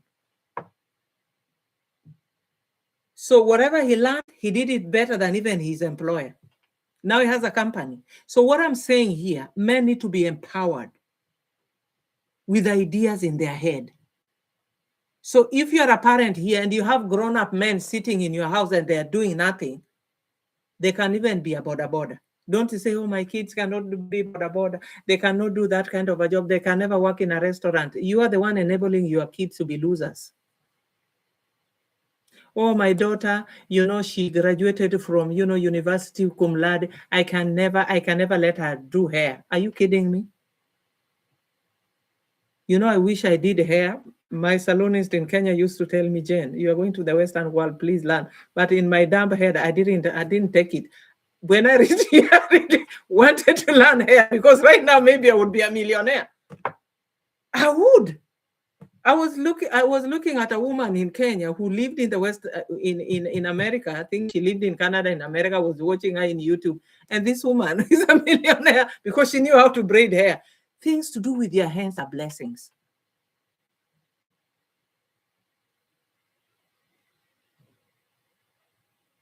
Things to do something with your hand is a blessing. But we want to protect our children. We call the daddy, mommy, Toto, daddy, honey. Trust me, the world doesn't know that name. So you are making your son have a problem. But if your son is handy, like I lived with my nephew. When my nephew came to the United States at 19, this young man was perfect. He cooked our food so perfectly. So I called the mom and they said, wow, this your boys. Yeah, he said, I'm not playing with them. He cooked so well. He cleaned the house. He fixed anything in the house. Even up to today, when my nephew comes to visit with his family, he's always in the kitchen helping me and all that. I love that boy. And then He got a job for himself. We were saying, oh, you get this. No, he looked for people doing all this. He got a job for himself. We didn't get him a job in America. We never. He looked around. He's very good with his hands. Teach your children to do things with their hands. People who are making money in the Western world, the people who can do construction, people who can fix cars, people who can braid hair, who can do things with their hands. This white collar job, they don't pay. So don't protect them. Don't sit with your kid, they're eating for free. Oh, there's no job. No, there is a job. They can be a matatu makanga. They can do anything. They can deliver pizza. You know what the Spanish do here? They cross the border coming here. I know right now the immigration issues here is crazy. But guess what? These people cross the border. They just go. They don't even have a passport. When when the police or ICE catch them, they say any name that they can tell because they just walk into America. But guess what? These people live maybe like 5 people in one house. They just stand somewhere and wait for a job because you see, they don't have paperwork. Most people will not know where to hire them on a mainstream. But these people are working. They have taken over the industry of landscaping. If you look at American landscape, the people who are mowing the grass and making sure the America is clean are the Spanish guys. So when these people are talking about deporting everybody, it's just politics. They're taking over because somebody taught these people wherever they come to work with their hands. You'll never miss a job. And so that man who can do things with their hands can be somebody who does you don't wait for employment. And that's what I'm saying.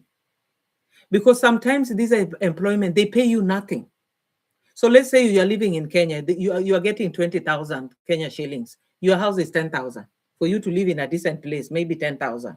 Now, can you and the wife and maybe one child use 10,000 a month? You can. Maybe you need transportation to work. And so you can sit down and say, how can I get that 10,000, 20,000? And you don't have to take a bus, don't have to, use transportation. Then you have to buy lunch. You cannot. So you can just say, how can I get this 20,000 or even 30,000? So that a man has something to do. I keep on saying this because this is a problem, especially in our developing countries. Our economy is messed up by our governments. And so a lot of young people don't have a job. That's true. And it is very hard even for you to maintain a marriage without an income. And I know that. But that doesn't mean you sit around and not really figure out what can I do. I told you I respect a guy who was cooking chapati. Chapati is a flat bread. There's a Kenyan version and there's an Indian version. The Indian version is very thin, it's called roti, but the Kenyan is a little thicker. Or you can, Google chapati and see how they cook chapati. And I saw this guy on YouTube in I think Pipeline is a big slum area.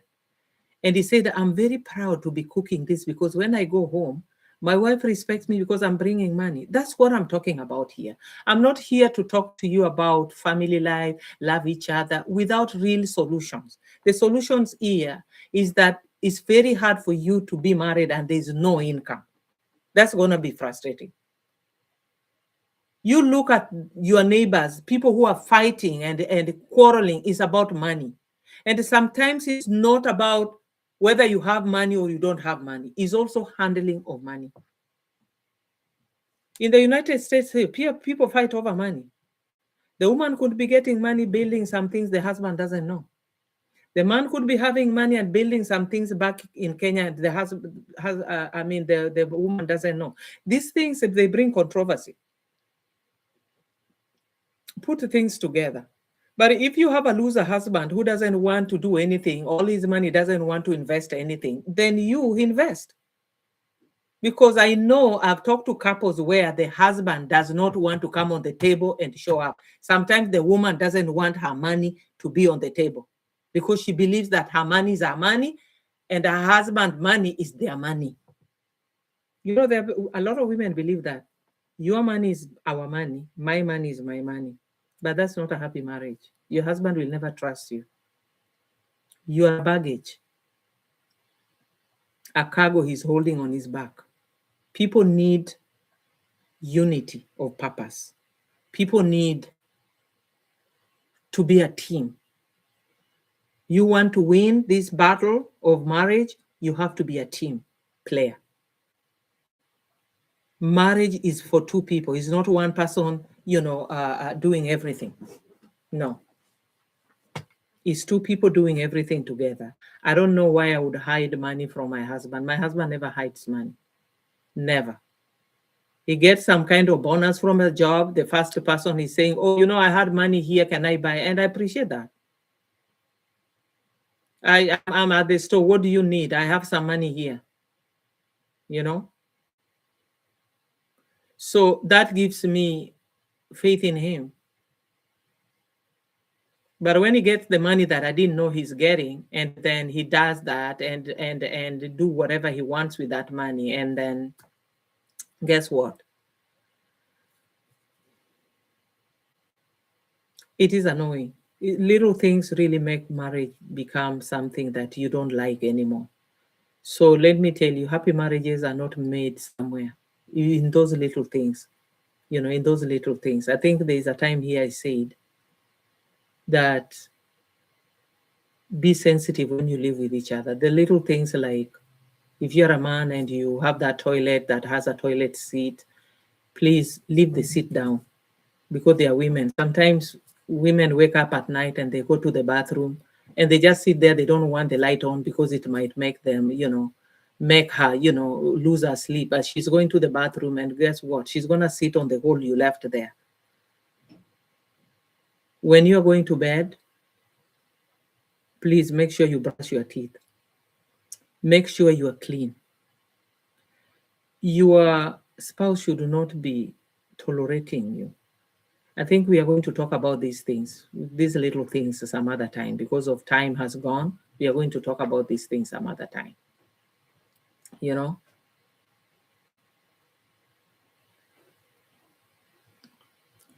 So I don't see the questions. Is there any other question before we wind up? Because it's already after 2 hours. We've been here 2 hours, Wow, good advice, Mommy. Thank you. Today I wanted to invite, but I'm not seeing how I can invite her. I wanted to invite Halima so that you guys see the person who is behind all these TikTok, on our studio. But I don't know how to do that. Maybe next time I'm going to learn how to do that so that you guys can see part of our team members who actually make this live and all this channel possible, because I tried to do it alone. I could not do it alone. I thank you for your prayers. I thank you for being here. And please, next week, we are going to talk about abuses in marriages. We are going to talk about abuse in marriage, and we are going to talk about other things that you're going to bring. Thank you so much for your wonderful, words. Thank you, everyone, for being here. So before we, turn off this podcast and this live stream on YouTube, I want you to do me a favor. Number one, especially for those who live in America, we have The Romantic Dimension. Buy our book.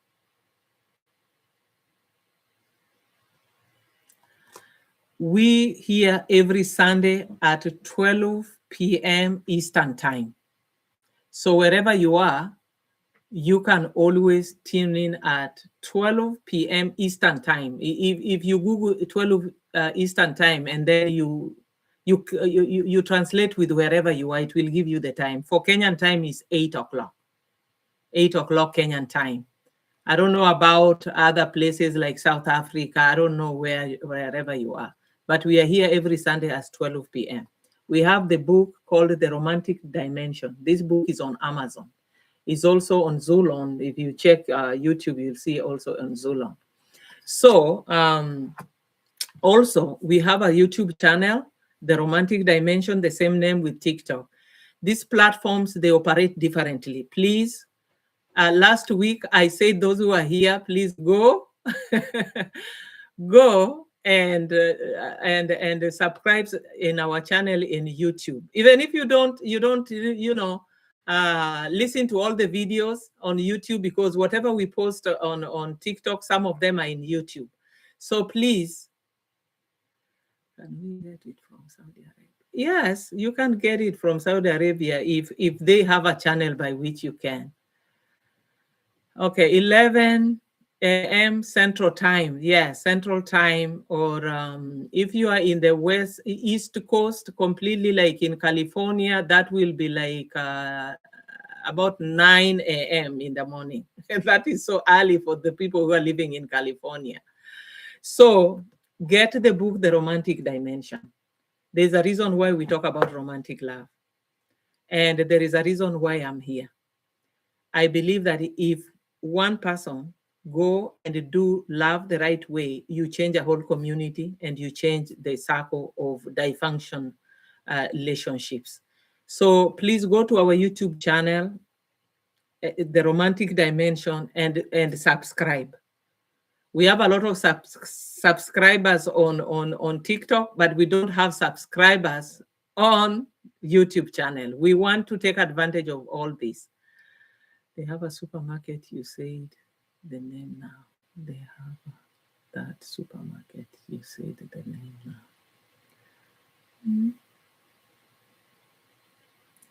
I don't know what supermarket. What do you mean? They have that supermarket, you said the name. What supermarket? They have that supermarket, you said the name now. I don't understand. Maybe you can send us that on one of the TikToks. You can just say something on one of the TikToks. Book on your page. I will check it out. Yeah, the book is on our page on TikTok. The book is on our page on TikTok. Yeah, please check our book out and read the book, and please subscribe on our YouTube channel as you subscribe. And also, if you are here today for the first time, please welcome. I know somebody said that they were just, they just accidentally were here. And I really appreciate you. I know some people are still joining, but I just want to summarize here for those people who have just joined. Here on this platform, we talk about romantic love as a means to love a human being. And romantic love is not a means, it's just an end in itself. It's a means to honor God. God created every human being with value in them. No human being looks like any other person. Your DNA is different from everybody. These 8 billion people in the world, everybody has their own DNA, and so are yours. And so you are very special. But we know that there is a lot of abuses in relationships. And this is because sometimes we get people who should not be in our lives because we are not valuing ourselves enough. Sometimes we want to be married so much. Sometimes somebody wants sex so much that they compromise everything for the sake of being in that relationship or for the sake of getting, sex or anything. So we shouldn't be desperate to throw our life away because of what you are seeing at that particular time. We should be very conscious and deliberate about the people we are dating, the people you are marrying, and we should agree that this marriage, the foundation is ABCD. So that when you get married, somebody doesn't want to give you money, somebody is hiding everything, somebody is doing things that you're wondering, why am I here? You need to establish things before marriage. But that doesn't mean that even if you marry and you agree, there are people who do vows, they are Christians, they pray, that human beings still make choice to do bad things. It's not like people who break up don't love each other. It's that the foundation is faulty or they break the foundation on which they agree to love each other. And so we are here to make sure that people. Thank you for the person who is coming here for the first time, and then you stayed all the way. So here we encourage people to know that love is holy, romantic love is holy. It's not so much marriage. The institution of marriage is also holy. But what is the meaning of holiness? The meaning of holiness means that it's something special. So when we get into marriage, we need to be respected, we need to be honored, we need to be happy, we need to really thrive. We should not be the ones crying that my husband cheated, my boyfriend dated this, they married another woman, they abandoned me. All these things, if you are listening here, if you are here, I believe that you're going to be a better person. If you already been married and have a bad marriage, you are going to develop the best version of you and leave alone the worst version. You know, the worst version of us could be, you know, you are angry and you act on your anger. It could be you are doing things which are not right. And then you keep on betraying the people you love. So you want to abandon that last year. This year, we are going to love. I want myself to be the best version. That whatever happens, my husband can say, oh, I have the best wife in the world. I have the best wife in the world. That is the version I want to be. And I want to do that version for myself too.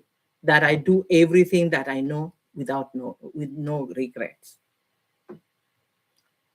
You know? So because of time, we've been here exactly 2 hours and 25 minutes. I don't know if somebody has another question. I don't want to leave anybody out. But please just know we are here 12 p.m. every Sunday at, Eastern time, Eastern time. Every Sunday we are here. But you know what? When I have time, if in the course of the week, I can also go live just for a brief So if I invite you, if you're on TikTok, I can invite you, I could go live anytime. But really, I appreciate where can we get the loving, caring people, Mommy? Yes, we talked about that last week. You want to get a loving, trustworthy person, be the one. Then you will attract the other person. When you are all those things, when a fake person comes to you, you will know this is fake. This is not somebody who reflects my values. I have just popped right now as you are closing. Yes. So if you have any question, I can take the last question. I can take the last question. But I'm inviting you. I know time zone sometimes is a problem. Like people who are in California, they just woke up. And so, it is morning over there. Over here, it is, Yeah, you have gained a new follower. I feel good. Thank you, Kemunto. Welcome and share our videos and go to YouTube and subscribe. Subscribe. We can have this conversation. And as we continue, we are going to put live whereby everybody can talk. A lot of people can talk.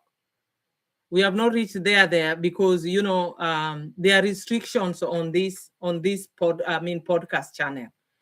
Yeah, we want to invite people to be the guest, but they don't allow us for now. So you have to have this this number of followers before actually they allow you for to allow people live. And we are going to do that live, even on people who are on YouTube, because today we are on YouTube live. So you can go there, YouTube live. If you missed anything, you could. It is 2 hours. So if you miss anything, please go on our YouTube live and find it there. Also in Saudi Arabia, it's 10:36 p.m. Yeah. You guys are going to tell us on the comment section if you guys want us to be starting a little later instead of 12 p.m. We can start, but that would be so late for other people. Yeah, so thank you and welcome for our channel. I'm going to end this. Yeah.